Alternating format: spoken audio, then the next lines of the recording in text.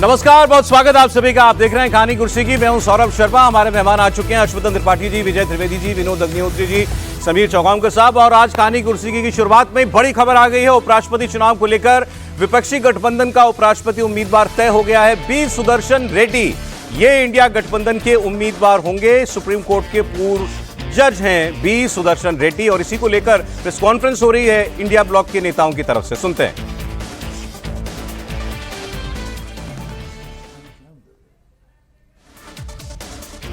Sudarshan Reddy Garu is one of the India's most distinguished and progressive jurists. He has had a long and eminent legal career, including as judge of the Andhra Pradesh High Court, Chief Justice of Guwahati High Court and Judge of the Supreme Court. He has been a consistent and courageous champion of social, economic and political justice. He is a poor man, and many judgments, if you read, you will know that how he favored the poor people and also protected the constitution and fundamental rights. This vice presidential contest is an ideological battle. It is not just a battle, it is an ideological battle, and all the opposition party agreed on this. That's why we are contesting unitedly. The opposition parties have nominated Sri B. Sudarshan Reddy Garu as their joint candidate, since he reflects fully and values that saved our country's freedom movement. So तो मल्लिकार्जुन खड़गे ने ये announcement की, B Sudarshan Reddy ये विपक्ष के संयुक्त उम्मीदवार होंगे। और उन्होंने अभी देखिए एक बड़ी अहम बात कही। उन्होंने कहा हम ये चुनाव इसीलिए लड़ रहे हैं क्योंकि ये एक आइडियोलॉजिकल बैटल है, विचारधारा की लड़ाई है, इसीलिए हम अपना संयुक्त उम्मीदवार देंगे एनडीए के उम्मीदवार के सामने। सीपी राधाकृष्णन के नाम का ऐलान परसों ही हुआ है और वो एनडीए के उम्मीदवार होंगे और विपक्षी गठबंधन इंडिया के उम्मीदवार होंगे बी सुदर्शन रेड्डी। इनके बारे में थोड़ा और जान लेते हैं। सुप्रीम कोर्ट के जज हैं ये, तो अभी मल्लिकार्जुन खड़गे ने बताया। क्या कोई पॉलिटिकल बैकग्राउंड भी इनका रहा है समीर जी? नहीं, वैसे लीगल फेटर्निटी से ये आते हैं, लेकिन जब ये रिटायर हो गए थे उसके बाद जरूर ये वहाँ पर आंध्र प्रदेश के अंदर जो कांग्रेस वर्किंग कमेटी थी उसके सलाहकार एडवाइजर, लीगल एडवाइजर के ये कुछ समय सलाहकार रहे थे लीगल टीम के। और ये कहा जाता है कि ये नरसिम्हा राव के भी इनका मतलब परिवार का जो रिश्ता है, नरसिम्हा राव के साथ भी इनका संपर्क अच्छा रहा है पहले के साथ, लेकिन कभी राजनीति में बहुत सक्रिय नहीं रहे मतलब इनके परिवार के कोई लोग। और लीगल फेटर्निटी से आते हैं। आंध्र प्रदेश तेलंगाना में एक सम्मानीय परिवार माना जाता है, लेकिन अब इन्हें चुना गया है तो अब मतलब तो सब कुछ चर्चा में आ गए। तो तेलुगु दक्षिण, दोनों दक्षिण से आ गए इस बार। एनडीए के उम्मीदवार भी दक्षिण से, तमिलनाडु से या आंध्र प्रदेश से आ गए। अब ये चंद्रबाबू नायडू के लिए भी एक चुनौती होगी। जैसे कहा जा रहा था कि स्टालिन के लिए कि स्टालिन कैसे विरोध करेंगे, महाराष्ट्र के गवर्नर का वो तमिलनाडु से आते हैं। अब ये कहा जाएगा, विपक्ष के लोग ये कहेंगे कि भाई अब कैसे चंद्रबाबू नायडू भारतीय जनता पार्टी के उम्मीदवार या एनडीए के उम्मीदवार को समर्थन करेंगे। जगन तो फिर भी दे दिया, समर्थन दे दिया है, समर्थन दे दिया उनको। तो फिर चंद्रबाबू नायडू से कहेंगे कि भाई नायडू ने भी दिया है। हाँ। लेकिन ये बात कर रहे हैं कि अब जैसे चंद्रबाबू के सामने चुनौती अब मुश्किल होगी तो वैसे जगन के सामने भी होगा ना जी। तेलुगु बिड्डा का तो एक तो साउथ की बैटल ये हो गई। रंगारेड्डी जिले में इनका जन्म हुआ था 1946 में जी। और इनकी पढ़ाई जो हुई है वो उस्मानिया यूनिवर्सिटी हैदराबाद से इन्होंने 1971 में किया। और गोवा के ये पहले लोकायुक्त रहे, फर्स्ट लोकायुक्त गोवा के रहे। एडिशनल जज बने थे आंध्र प्रदेश में 1993 में, और उसका परमानेंट जज बने। एक तरह से जजशिप जो इनको मिली वो 1995 में। मैं अब ये समझना चाह रहा हूं इस नाम पर कैसे सहमति बनी होगी इंडिया गठबंधन में। खबर ये आ रही थी कल से, आपने भी देखा होगा, चर्चा चल रही थी कि इंडिया गठबंधन के अंदर ये दबाव स्टालिन बना रहे हैं कि किसी तमिल व्यक्ति को उम्मीदवार बनाया जाए, लेकिन बाकी जो गठबंधन के साथी हैं वो ये चाह रहे थे कि कोई दलित या ओबीसी वर्ग से आने वाला वाला कोई व्यक्ति हो, बिहार में होने वाला है चुनाव, तो बिहार का कोई व्यक्ति हो या बंगाल का कोई व्यक्ति हो तो बेहतर होगा। तो आंध्र प्रदेश का व्यक्ति चुना गया, इससे एक दक्षिण वाली भावना रह गई। तो स्टालिन के लिए कहने का होगा कि भाई ये भी दक्षिण से ही आ रहे हैं, सीपी राधाकृष्णन भी दक्षिण से ही हैं। दूसरी बात आपको भी बताई समीर जी ने, विनोद जी ने, कि भाई एक दबाव बनेगा अब ये जगन मोहन रेड्डी जिन्होंने कल ही समर्थन दिया एनडीए के उम्मीदवार का, और चंद्रबाबू नायडू के ऊपर भी, कि वो अब कैसे एक तेलुगु व्यक्ति का जो है वो विरोध करेंगे। हालांकि इसमें कोई टूट होगी या जगन मोहन भी अपना विचार बदलें, इसकी संभावनाएं कम ही नजर आती हैं विजय जी। मुझे नहीं लगता, क्योंकि जगनमोहन रेड्डी ने पहले ही कह दिया। बल्कि इंटरेस्टिंग बात है कि राजनाथ जी ने उनसे 13 अगस्त को बात की है।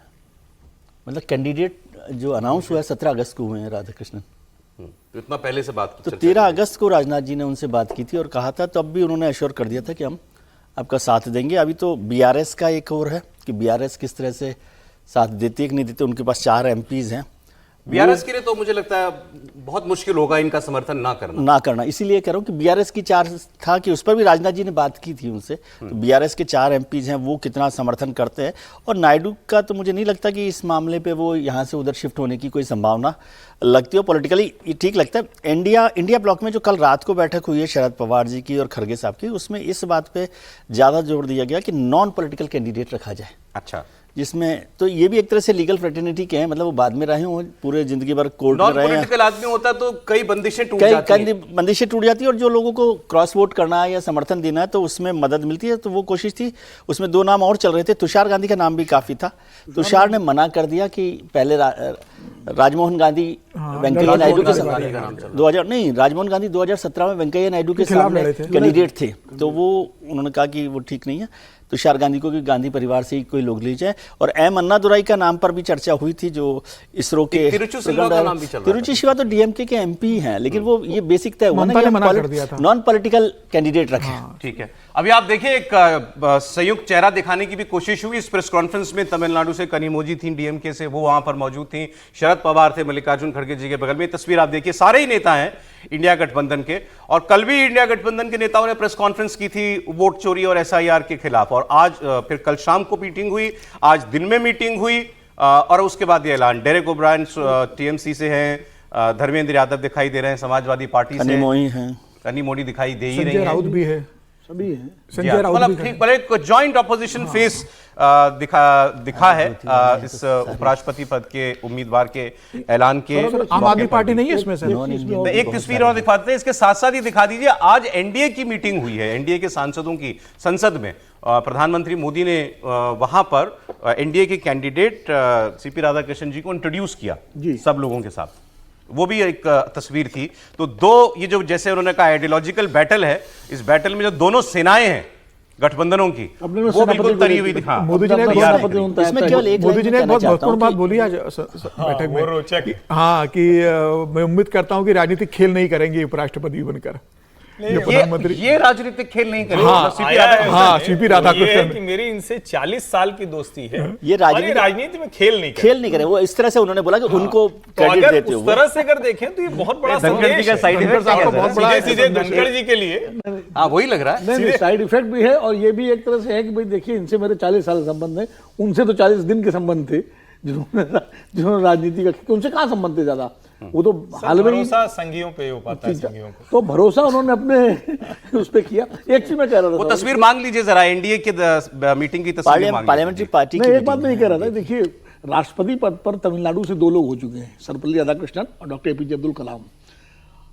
आंध्र प्रदेश से शायद कोई राष्ट्रपति हुआ है, वीवी गिरी शायद आंध्र प्रदेश से थे। आंध्र प्रदेश नीलम संजय रेड्डी। तो इस बार वो जो प्राइड होता है ना, कि जैसे प्रतिभा पाटिल के समय मराठा प्राइड सामने आ गया था, तो शिवसेना को अपना लाइन बदलनी पड़ेगी। ये रही वो तस्वीर आसर, वो वाला प्रश्न नहीं रहेगा ना तेलुगु देशम के सामने ना एआईएडीएमके ने कहा कि डीएमके के पास ये मौका है जो गलती सुधारने का, कि जब कलाम साहब को दोबारा नॉमिनेशन बनाने की बात थी, दोबारा वाइस प्रेसिडेंट बनाने के लिए था, तो डीएमके ने वो किया था, अगेंस्ट थी वो, उसको खारिज किया था। तो इसलिए वो कहते हैं कि ये मौका है तमिलनाडु प्राइड दोबारा में तो कांग्रेस तैयार। लेकिन एक चीज मैं कहना चाह रहा हूँ कि इंडिया ब्लॉक ने इस पूरी एक्सरसाइज में लेट कर दिया बहुत। जो जिन खांचों में संभावना थी वहां पर राजनाथ जी ने या बीजेपी ने या एनडीए आप जो भी भी बता रहे थे ना सर कि इस बार दरअसल ये चाहते थे कि पहले इनका कैंडिडेट उम्मीद तय हो जाए फिर हम तय अरे करें। वो तो अनाउंस करना अलग बात होती है ना, अप्रोच करना अलग बात। कोई हमसे बात करके थोड़ी करना है। वो तो जब मैं आपको बता रहा हूँ कि 13 अगस्त को राजनाथ जी जगनमोहन रेड्डी से बात कर लेते हैं और कैंडिडेट 17 को होता है। शादी की डेट तय करने से पहले सारी चीजें तय तो करते हो लेकिन आप। आपस में सहमति अरे नहीं सर, बन नाम रही पे है तो गठबंधन में। नाम पे तो वो लोग बात कर रहे होंगे बट आपस देवर में वेटिंग सहमति कि नहीं इनका बन नाम रही थी। सामने आए पहले। आपस में सहमति नहीं बन रही थी इंडिया गठबंधन नहीं, में। मैं कह रहा हूँ वो- जब जगनमोहन रेड्डी, ये कह रहे हैं नवीन कि reach out पटनायक, करना ये चाहिए सारे पहले। लोगों से जब बातचीत बीजेपी ने कर ली, अब आपके पास स्पेस नहीं बचा ना, राहुल क्योंकि वो गांधी भी एक यात्रा कर कमिटमेंट रहे हैं। होता हम है। ये थोड़ी जानते हैं कि इन्होंने रीच आउट नहीं किया होगा। सर अब राहुल तो गांधी जगन को आ जब गए यहाँ इस तरफ। बैठ- सर राहुल गांधी को जब लेकिन आप दिल्ली में बैठे ऐसे नहीं आते ना जगन आते का, यदि आंध्र वो प्रदेश यात्रा कर की रहे हैं। बात होती तो नहीं आते ना जगन। यार राहुल गांधी जगन की कोई बिहार जीतना कमिटमेंट ज्यादा तो है जरूरी नहीं। है, उपराष्ट्रपति जीतना जरूरी पैकेज नहीं के है। साथ आप जाते उपराष्ट्रपति में जो मैं है, आपसे बात करूंगा, क्या जीतना वैसे कहूंगा, भी ऐसा है, नहीं ठीक है। है, मालूम मेरे है। साथ मेरे साथ आप खड़े रहिएगा तो आप पूछेंगे ना भाई क्यों खड़े रहे, तो आप कहेंगे कि ये हम करने जा रहे हैं और इसमें इस तरह के प्रत्याशी हम घोषित करेंगे, तब ना आप कहेंगे कि आप हमारे साथ आ रहे हैं। भारतीय जनता पार्टी ने ये एक्सरसाइज की होगी, उन्होंने कहा होगा दक्षिण भारतीय होगा, तय रहा। उन्होंने चंद्रबाबू नायडू या जगन मोहन से बात हुई, उन्होंने कहा देखिए रेवंत रेड्डी कह रहे हैं बंडारू दत्तात्रेय, उनका दक्षिण भारतीय प्रत्याशी होगा, ये करेंगे, हाँ, तय है, हाँ। ये पक्की बात है। तो एआईडीएमके मान गया होगा, नायडू मान गए होंगे, रेड्डी मान गए होंगे। अब बीआरएस, इनके लिए थोड़ा सा चुनौती वाली बात है कि बीआरएस क्या करेगा, लेकिन मुझे लगता है कि अंत में अगर रणनीतिक तौर पर देखें तो कोई ना तो बीआरएस को अभी जो स्थिति है उसमें 3-13 वाली स्थिति है, कोई उनको पूछने वाला है नहीं। हाँ, सिर्फ वो रेड्डी को देने के लिए वो दे दें। और दूसरा मेरा इस पर थोड़ा सा अलग मानना है, जब कोई राजनीतिक या फिर बहुत बड़ा व्यक्ति, तब ये खांचे टूटते हैं। बी सुदर्शन रेड्डी जी को जानने के लिए हम सबको खोजना पड़ा है अभी, सारे लोग अभी, हमने भी वो तो सर्च नहीं राधाकृष्णन किया, जी के लिए भी खोजना पड़ा तब पता चला। वो तो राधाकृष्णन जी के लिए भी खोजना पड़ा था। नहीं, वो तो महाराष्ट्र में गवर्नर थे बस अरे खाली। सर, बहुत लोगों से पूछा कौन, बोले ये कौन है, ये तो महाराष्ट्र पता ही था में नहीं गवर्नर सर, राधाकृष्णन जी आपको पता था, लेकिन बहुत लोगों से मैंने जब राधाकृष्णन का नाम अनाउंस होने से पहले चर्चा की थी तो लोगों ने कहा राधाकृष्णन ये कौन है, तो बताया भाई महाराष्ट्र के गवर्नर है। अब सर ये अक्सर तो होता अज्ञान है। पर हम क्या कर सकते हैं कोई भी। ये तो ऐसे मुझे ध्यान आता है कि जब प्रतिभा पाटिल जी का नाम तय हुआ और मैं वहाँ पीएमओ पर खड़ा हुआ था, ये वर्धन साहब हुआ करते थे, वर्धन साहब से ज्यादा, उन्होंने बताया कि भाई प्रतिभा पाटिल उन्हीं का का नाम हो गया, प्रपोजल भी था। तो लोगों को पता नहीं, जबकि उस दिन वो राजस्थान में गवर्नर थे उस वक्त। हाँ। अब यदि हम नहीं जानते तो अब इसमें तो मैं नहीं कर सकता कुछ। नहीं, और सीपी राधाकृष्णन एक जगह के गवर्नर नहीं रहे भाई, दो तीन- बार तीन- सांसद तीन- रहे। चार- आप क्या देश के सारे गवर्नरों का नाम जानते हैं क्या? कोई नहीं जानता। और वो एमपी भी रहे ये तो हैं। कोई क्योंकि महाराष्ट्र के, तमिलनाडु में सब जानते हैं उनको, ये कहा जाता है। तमिलनाडु में सब अब जैसे जानते हैं। आरिफ मोहम्मद खान है, उनको सब जानते हैं। अब देखिए जो दुविधा स्टालिन के लिए बताई जा रही थी, अब वो बात हो रही है चंद्रबाबू नायडू के लिए। तो टीडीपी के लोकसभा में 16 सांसद हैं 18 और राज्यसभा में 2 हैं, तो कुल 18 मेंबर इनके पास हैं। लेकिन ये बिल्कुल पक्के वाले सहयोगी इस वक्त हैं नरेंद्र मोदी जी के, तो इसीलिए ये कोई पुनर्विचार करेंगे ऐसी संभावना लगती नहीं। लेकिन एक जरूर ये कहने के लिए विपक्ष के पास होगा, दबाव बनाने के लिए होगा कि भाई चंद्रबाबू नायडू, जगन मोहन रेड्डी, अब ये क्या एक तेलुगु व्यक्ति का विरोध करेंगे, तो ये पॉलिटिक्स जरूर हो सकती है, लेकिन ये बदल जाएंगे इसकी संभावना नहीं दिखती फिलहाल। अब सवाल ये रह गया कि क्या ना डीएमके क्या करेगी, क्या सपोर्ट राधाकृष्णन को नहीं करेगी ना, पॉलिटिकल नहीं एक करेगी, लाइन नहीं लगेगी, होती है मुझे जिस लगता पर। अब सवाल यह है कि कहीं नंबर गेम में कोई उलटफेर होने की कोई संभावना दिखाई देती है क्या। वाईएसआरसीपी का भी आपको बता देता हूं, राज्यसभा में 4 हैं और लोकसभा में 7 सांसद हैं, तो अब ये थोड़ा दिलचस्प हो गया है। कांग्रेस एनडीए को तोड़ने की कोशिश कर रही है, तेलुगु कैंडिडेट देकर के नायडू, पवन कल्याण, इन पर दबाव बनाने की कोशिश होगी। वाईएसआरसीपी के जगन मोहन रेड्डी 24 घंटे पहले इन्होंने राजनाथ सिंह जी से बात करते हुए समर्थन का इन्होंने ऐलान कर दिया है। और बीजेपी की कोशिश है भाई अब डीएमके को दबाव में लिया जाए कि डीएमके उनके उम्मीदवार का समर्थन कर दे। नंबर गेम में सर कितना आगे है एनडीए, इसमें 30 के करीब हाँ, 31 सीट्स का फर्क है अभी इसके अंदर। अब इनके तो एक सीट और कम हो गई, शिबू सोरेन की डेथ हो गई अभी, तो अब टोटल 6 सीटें राज्यसभा की खाली हो गई है, 4 जम्मू कश्मीर की है, एक पंजाब की सीट खाली हो रही है, अब शिबू सोरेन की, तो 6 सीटें अब राज्यसभा की खाली हो गई है। इस हिसाब से लोकसभा की 1 सीट खाली है, 543 में से 1 सीट खाली है लोकसभा की पश्चिम बंगाल की, तो 542 सीटें, तो 21 सीटों का फर्क है। लेकिन अभी ऐसा वर्ग भी है कि जो ना इंडिया का हिस्सा है ना, जो इंडिया गठबंधन का हिस्सा है, तो वो कहाँ जाएगा। अब अगर बीआरएस की बात करेंगे तो बीआरएस के लोकसभा में तो एक भी सांसद नहीं है, राज्यसभा में 4 सांसद है बीआरएस के, तो मुझे लग रहा है कि अब बीआरएस के 4 सांसद क्या करेंगे।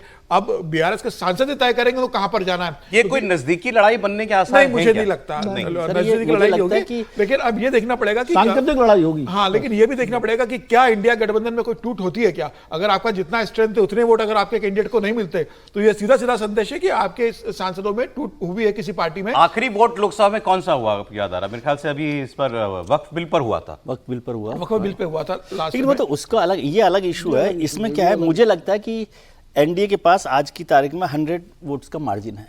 100 वोट का मार्जिन। 100 वोट, 31 तो मतलब ऑफिशियल तो 31 वोट का है, लेकिन जो जितनी एक्सरसाइज हुई है और जो मुझे पार्टी में बातचीत समझ में आई है तो उसमें लगता है कि ये कैंडिडेट साथ ही हैं, ठीक 31 तो साथ ही है, उसमें तो कोई वो तो कोई टूटने वाला नहीं है। एनडीए का तो कोई कैंडिडेट वो तो मतलब open वो साथ टूटने है। है ना, और इसमें से कितने टूट सकते हैं। लेकिन जो एक्सरसाइज की है उससे मुझे लग रहा है कि वो करीब 100 सीटों के मार्जिन के साथ जीतना चाहते हैं इस इलेक्शन को। मतलब जीतने पर तो कोई बात ही नहीं है, जिसको हमने कल भी चर्चा की थी कि भाई जो जीतने वाला है वो एक्सरसाइज शुरू से कर रहे हैं। उन्होंने तो सबसे बात की, सोनिया जी से भी बात उन्होंने सबसे पहले की थी, राजनाथ जी ने सोनिया गांधी से भी बात की। वो तो एक कंसेंसस कैंडिडेट बनाने की बात थी। नहीं मतलब बताने के लिए इंडिया के लेकिन ऐसे तो हाँ 312 और 422 है, तो 100 वोट का अंतर तो सीधा सीधा ये यही भी चाहिए। देखिए ना, प्रत्याशी चयन के बाद ठीक है, मतलब हो सकता है कि राधा कृष्णन जी को भी बहुत लोग न जानते हो, लेकिन जो लोग राजनीति समझते हैं और जो लोग जिनका मन बनता बनाता है वो राधा कृष्णन जी को बहुत अच्छे से जानते हैं, राजनीतिक तौर पर भी, वैचारिक तौर पर भी। और सुदर्शन रेड्डी जी का संकट ये है कि इनको मतलब किसी के साथ भी नए तरीके से इंट्रोड्यूस करना पड़ेगा, ये अंतर बढ़ाएगा। मुझे लगता है कि ये अंतर बढ़ाएगा। इस बात की पूरी संभावना है कि Hemant Soren most NDA probably NDA को सपोर्ट करें। एनडीए के साथ एनडीए चले को जाएं। बिल्कुल, ये मुझे कल लगता बात है हुई एनडीए के साथ होंगे। राजनाथ सिंह जी की बात हुई है और इस बात की संभावना है कि शायद झारखंड मुक्ति मोर्चा इस चुनाव के अंदर एनडीए के उम्मीदवार को समर्थन दे देगा, क्योंकि ये झारखंड के राज्यपाल रहे हुए हैं। वो भी रहे। और मतलब मुझे लगता है कि अब कोई भविष्य की राजनीति दे सकते हैं कि वो एनडीए में आ जाए। द्रौपदी मुर्मू के चुनाव में भी झारखंड मुक्ति मोर्चा ने उनको ही समर्थन दिया था। वो तो पहले वो आदिवासी- पहले उन्होंने वो तो यशवंत सिन्हा के आदिवासी उसमें का आए इशू थे, लेकिन था। जैसे ही उनका नाम घोषित हुआ मुर्मू जी का, तो वैसे ही फिर हेमंत सोरेन ने अपना स्टैंड बदल लिया था। कहा कि भाई आदिवासी, पहली बार एक आदिवासी महिला को मौका मिल रहा है, इसलिए हमको समर्थन इसको भी मतलब भले ही आप निजी कहे, लेकिन बीजेपी ने एक्सेस पहले की। प्रधानमंत्री जी शिबू सोरेन के गए, वो तो एक औपचारिक मान लीजिए कि चलिए ठीक है, वो हॉस्पिटल सबसे पहले पहुंचे हैं। राजनाथ जी उनके गांव पहुंचे उनके कार्यक्रम के लिए, और वो वहां पर रहे, तो ये उसको आप पॉलिटिकल सोशल सब कुछ एक्सेस कह लें।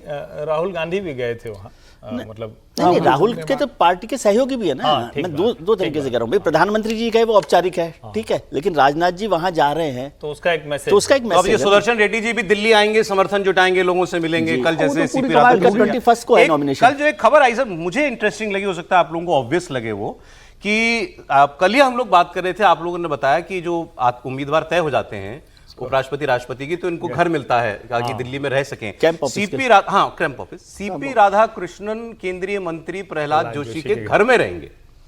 हाँ, तो वो उन्होंने तय कर लिया होगा, बाकी मिल जाता है कि यदि वो ठीक है, प्रहलाद कुछ जोशी मुझे उसको लगा देख- कि ये इनका मतलब जैसे मतलब इसको परवरिश है, ये थोड़ा सा राजनीतिक समझा दूं। परवरिश। कल जो मेरी बात हुई, अब प्रहलाद जोशी हो, नरेंद्र मोदी हो, सीपी राधाकृष्णन हो, ये सब लोग संघ के उस वर्किंग हाँ, तो वो आदत की बात है। जैसे एक समय में मुझे याद है कि जब बहुत उस तरह से नहीं होता था, तो जितने बड़े अधिकारी वो परिषद तो किसी से न जुड़े किसी आते थे, तो कार्यकर्ता के घर पर- बाल जी के घर पे रहते थे जब तक उनका राज्यसभा वाला रहा। तो अब प्रहलाद जोशी जी हैं, प्रहलाद जोशी के सीपी राधाकृष्णन, चूंकि कर्नाटक दक्षिण भारत का द्वार है भारतीय जनता पार्टी के लिए, तमिलनाडु और दूसरे लोग उन नेताओं के साथ आकर रहते, तो एक तरह से ये भी दिखता है, मतलब ये शायद दूसरी पार्टी का कोई कैंडिडेट करेगा क्या, उसको मिलेगा तो कहेगा भैया मेरा कैंप ऑफिस चाहिए। उनको कैंप ऑफिस नहीं चाहिए, उनको भी पता है कि जीत के तो राष्ट्रपति उपराष्ट्रपति का भवन मिलना ही है। तो ये भी एक मतलब दोनों का अंतर है एक प्रत्याशी। जैसे नरेंद्र मोदी जब मुख्यमंत्री थे गुजरात के, तो वो ज्यादातर बार अरुण जेटली के घर हुआ करते थे, जब दिल्ली आते थे। अच्छा। जबकि गुजरात भवन भी गुजरात था और भवन में रह मुख्यमंत्री के सकते तौर पर भी रह सकते। अरे विजय लक्ष्मी हमारी सहयोगी जुड़ी है, बी सुदर्शन रेड्डी के नाम पर सहमति कैसे बनी, क्या दबाव अंदर प्रेशर पॉलिटिक्स चली इंडिया गठबंधन के नेताओं के बीच, आपसे जानना चाहते हैं विजय। देखिए सौरभ, ये तो तय था कि विपक्ष की कल जो बैठक हुई थी उस पे ये था कि कैंडिडेट ऐसा होना चाहिए जिसका विरोध करना मुश्किल हो और जो नॉन पॉलिटिकल बैकग्राउंड से हो, क्योंकि ऐसे कैंडिडेट का को लेकर के एनडीए में भी सेंधमारी की जा सकती है। अब इस कैंडिडेट बी सुदर्शन रेड्डी साहब, जस्टिस बी सुदर्शन रेड्डी साहब के नाम को अनाउंस करने के बाद ऑपोजिशन को लगता है कि कहीं ना कहीं वो एनडीए के जो एलाइज हैं, मसलन टीडीपी या वाईएसआरसीपी, ऐसी पॉलिटिकल पार्टी जरूर एक अनकंफर्टेबल पोजीशन में होगी, क्योंकि सीपी राधाकृष्णन के नाम पर अगर तमिल प्राइड पर ऑपोजिशन के खेमे में डीएमके के अलग होने की संभावना थी, तो यहां पर देखना होगा कि जस्टिस बी सुदर्शन रेड्डी के नाम पर क्या एनडीए का खेमा एकजुट रहेगा। एक थॉट प्रोसेस वो था कि टीडीपी और वाईएसआरसीपी जैसी पॉलिटिकल पार्टीज क्या करेंगी। दूसरा, एक ओबीसी का बड़ा प्लैंक जो है वो पूरे देश में ऑपोजिशन और खासतौर से कांग्रेस पार्टी जो है वो बना रही है, जिसके जितनी साझेदारी उसकी उतनी भागीदारी। जो एक इंडिपेंडेंट वर्किंग ग्रुप कमेटी बनाई गई थी सौरभ, तेलंगाना में, आपको याद होगा, पूरा एक कास्ट सेंसस कांग्रेस पार्टी ने किया और फिर उसके बाद एक वर्किंग इंडिपेंडेंट कमेटी बनाई गई जिसने पूरी रूपरेखा तय की कि ओबीसी रिजर्वेशन कितना होगा, किसको कितना मिलेगा और क्यों मिलेगा, क्या उसका आधार होगा। उसके जो हेड थे वो जस्टिस बी सुदर्शन रेड्डी थे। यानी ओबीसी अपलिफ्टमेंट की अगर मैं बात करूं, या जिस प्लैंक को कांग्रेस पार्टी और ऑपोजिशन पूरे देश में एक नैरेटिव के तौर पर बढ़ाना चाहता है आगे, उसको एक तरीके से इनको लगता है कि वो ओबीसी की पूरी स्ट्रैटेजी उन्होंने चॉकआउट की। अपलिफ्टमेंट को लेकर के जो प्लान दिया उसमें उनका बड़ा एक भागीदारी थी, तो उस ओबीसी तबके को भी कहीं ना कहीं साधने की उम्मीद जो है विपक्षी दलों को है इस नाम के जरिए। और आज हमें बताया गया कि कोई नामों पर चर्चा नहीं हुई, कांग्रेस अध्यक्ष द्वारा इनका नाम जो है बताया गया सभी राजनीतिक दलों को और कहा गया कि ये एक ऐसा नाम है जो सर्वसम्मति से सामने आया है और उस पर सभी जो राजनीतिक दल मौजूद थे आज की बैठक में उन्होंने अपनी सहमति जताई और फिर उसके बाद प्रेस कॉन्फ्रेंस की गई। ये 2-3 जो पैरामीटर्स थे, नॉन पॉलिटिकल हो और सबको एक्सेप्टेड हो, दक्षिण भारत से हो, ताकि एनडीए के खेमे में भी कुछ जो है हलचल वहां पर की जा सके। ये तमाम पैरामीटर्स थे जिसके आधार पर उनको चुना गया। बहुत शुक्रिया विजय लक्ष्मी आपका। अब देखिए, सीधी सी बात अब जो दिखाई दे रही है सारी कवायद में, और मैं पिछली 2-3 खबरें भी जोड़ूं, उसको हमने आपके सामने चर्चा की उस बात की, ये चंद्रबाबू नायडू को किसी तरीके से तोड़ने के प्रयास जो हैं या कमजोर करने के प्रयास के तौर पर इसको देखा जाना चाहिए। हम लोग लगातार ये बात कर रहे हैं कि कैसे रेवंत रेड्डी उनकी तारीफ कर देते हैं, जगन मोहन अनकंफर्टेबल करते हैं चंद्रबाबू नायडू को ये कह के कि इनकी तो राहुल गांधी से हॉटलाइन पर बात होती है। अब ये बात इसमें और जुड़ जाएगी। मतलब कुल मिलाकर फोकस चंद्रबाबू नायडू पर विपक्ष बनाए रखना चाहता है। और देखिए, चंद्रबाबू नायडू ऐसे मुख्यमंत्री है जो 2 दिन पहले ही दिल्ली आ गए अपने मंत्रियों के साथ और वो सबसे यहाँ मिल रहे हैं डेवलपमेंट के लिए। तो चर्चा हो रही है कि भाई पूरा अपना मंत्रियों को, उनके बेटे भी नारा लोकेश भी इस समय दिल्ली आए हुए सबसे मिल रहे हैं। तो ये भी चर्चा चल रही है कि भाई नारा लोकेश भी सबसे क्यों मुलाकात कर रहे हैं। तो अब चंद्रबाबू नायडू, मुझे लगता है कि विपक्ष को हमेशा से लगता रहा है कि जिस तरीके से वो एनडीए में रहे, फिर एनडीए से बाहर निकल गए थे प्रधानमंत्री मोदी के समय 2017 में निकल गए थे लगातार, तो विपक्ष को लगता है कि भाई अगर हम एक सॉफ्ट टारगेट है, अगर हम चंद्रबाबू नायडू को थोड़ा पिंच करें, उनके मतलब आंध्र प्रदेश के उनके महत्वाकांक्षा को करें और बताए कि भाई आप मुख्यमंत्री रह लिए, भविष्य में आप अगर आ जाओगे, नीतीश तो चले गए, हम आपको प्रधानमंत्री के रूप में ले सकते हैं अगली बार के लिए, तो वो सोच रहे होंगे कि कैसे किया जाए। इसकी दूर तक संभावना कम है कि वो एनडीए छोड़कर आएंगे, क्योंकि जिस तरीके से वो लगातार प्रधानमंत्री मोदी की तारीफ कर रहे हैं, प्रधानमंत्री मोदी ने जिस तरीके से दिल खोलकर उनकी नई राजधानी अमरावती के लिए जो पैसा दिया है, केंद्र की मदद चाहिए, तो वो भी जानते हैं कि बिना केंद्र के वो आंध्र प्रदेश को वापस एक ताकत में नहीं ला सकते। तो मुझे लगता है कि अभी कोई संभावना इसकी नहीं है। विपक्ष लगातार कोशिश करता रहेगा और 2029 तक इस बात की कोशिश करेगा। और अब तो जिस तरीके से उपराष्ट्रपति का उम्मीदवार दिया है आंध्र प्रदेश से, निश्चित रूप से ये कोशिश करेंगे कि चंद्रबाबू नायडू साधे। फिलहाल चंद्रबाबू नायडू ने अभी चुप्पी साधी हुई है। क्या चंद्रबाबू नायडू का इस पर क्या रिएक्शन आता है, क्या वो अंतिम समय में वोटिंग से वॉकआउट कर जाते हैं या इंडिया के पक्ष में देते हैं, ये भी तो ऑप्शन है। ये आपने ठीक बात कही, वॉकआउट भी तो एक ऑप्शन है। ममता बनर्जी ने किया था बड़ा मुखर्जी, संभव ही नहीं हो सकता, नहीं हो सकता, कोई चांस नहीं है चंद्रबाबू नायडू। चंद्रबाबू नायडू वॉकआउट करेंगे तब भी उतना का उतना ही असर है, इसलिए ये संभावना ही नहीं है। चंद्रबाबू नायडू को स्टैंड लेना पड़ेगा और वो स्टैंड में एनडीए के साथ खड़े रहेंगे। मतलब 99% चांसेस है कि इस तरह से नहीं कर सकते, और यदि वॉकआउट करेंगे तो भी एक पूरा का पूरा पॉलिटिकल स्टॉर्म हो जाएगा। बिल्कुल, बहुत बड़ा। वो वॉकआउट करना ही अपने आप में स्थिति में लगता नहीं। देखिए, मूल बात जो है ना भाई, सरकार से उनको मदद चाहिए। केंद्र सरकार ने कोई कसर छोड़ी नहीं है। वो आते हैं तो बाकायदा अलग से उनका अपॉइंटमेंट होता है, पहले से तय होता है कि ये विभाग ये उनके लिए काम करेंगे, उसको वो विभाग भी प्रचारित करता है, वो भी प्रचारित करते हैं। मुझे नहीं लगता है कि चंद्रबाबू नायडू के कहीं से भी इधर से उधर जाने की कोई गुंजाइश है, और नायडू को भी पता है कि वो कौन सी पोजीशन अभी एंजॉय कर रहे हैं। ये भी थोड़ा महत्वपूर्ण है। इसको यूं समझिए, नायडू का मूवमेंट इस सरकार की स्थिरता को हिलाने वाला प्रश्न है। ये उपराष्ट्रपति के चुनाव का मसला नहीं है। क्या आपको लग रहा है आज देश में ऐसी स्थिति है कि ये सरकार को अस्थिर किया जा सकता है, डिस्टेबलाइज किया जा सकता है? आप लोग पता ही था ना कि चले भी जाए मान लीजिए, तो भी फर्क नहीं पड़ता, तो भी फर्क नहीं पड़ा। तो डिस्टेबलाइज करने की अभी संभावना। देखिए, चंद्रबाबू नायडू जो है, जैसे रामविलास पासवान जी के बारे में तो कहा था मौसम विज्ञानी थे, वो उनसे बड़े मौसम विज्ञानी है। अच्छा, वो देखिए, सबसे पहले वो अटल जी के साथ गए जब वो कन्वीनर थे यूनाइटेड फ्रंट के, उन्हें पता लग गया था कि हवा कहाँ है, और इस वक्त उन्हें मालूम है उनसे गलती हुई 2018 में जब एनडीए छोड़ करके वो अपोजिशन के साथ आए। उनको लग रहा था कि शायद इस बार जो है अपोजिशन की हवा चल रही है, वहाँ उनका जो है मौसम विज्ञान वाला गणित गड़बड़ा गया।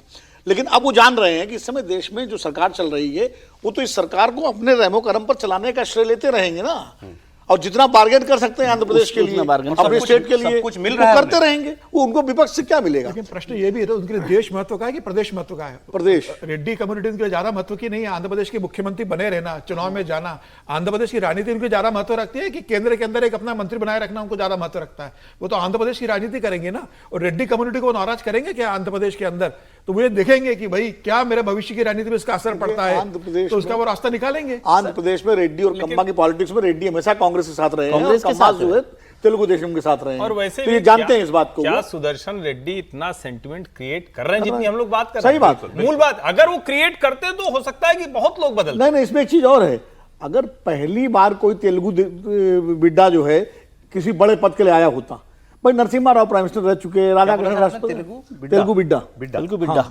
तो नीलम संजीव रेड्डी राष्ट्रपति रह चुके हैं, वीवी गिरी राष्ट्रपति रह चुके हैं, वेंकैया नायडू राष्ट्रपति रह चुके हैं। तो वो तेलुगु बिड्डा और तमिल प्राइड का मसला है ही नहीं इस बार चुनाव में, क्योंकि ये आकांक्षाएं तब होती, क्योंकि जैसे प्रतिभा पाटिल थी, महाराष्ट्र से कोई नहीं बना था तो पहली मराठी महिला थी, आदिवासी महिला पहली थी, प्रणब मुखर्जी जब लड़ रहे थे तो पहले वो बंगाल के बड़े नेता थे जो बड़े पद के लिए। तो मैं वो ये कह प्राइड रहा हूं वाली कि स्थिति इस समय नायडू नहीं की है। चर्चा हम कर रहे हैं तो नायडू की चर्चा उपराष्ट्रपति चुनाव पर नहीं की जा सकती। हाँ। नायडू की चर्चा का नाम लेते ही आपको इस सरकार की स्थिरता अस्थिरता पर बात उस पर करनी सवाल पड़ेगी। उठेगा। हाँ, और हाँ। नायडू कितने महत्वपूर्ण है इससे अंदाजा लगाइए कि भारतीय जनता पार्टी ने आंध्र प्रदेश में उन्हीं की जो साली लगेंगी ना उनको हटा दिया अध्यक्ष पद से, उनको हटा पुरंदेश्वरी को हटा के माधव जी को बना दिया। चलिए मैं एक खबर आपको और देता हूं। वैसे तो तस्वीर आपने जब देखी, अनाउंसमेंट हुई जब बी सुदर्शन रेड्डी के नाम की, तो वहां पर और सारी पार्टियों के नेता भी थे विपक्ष की। कनिमोझी भी वहां पर थी।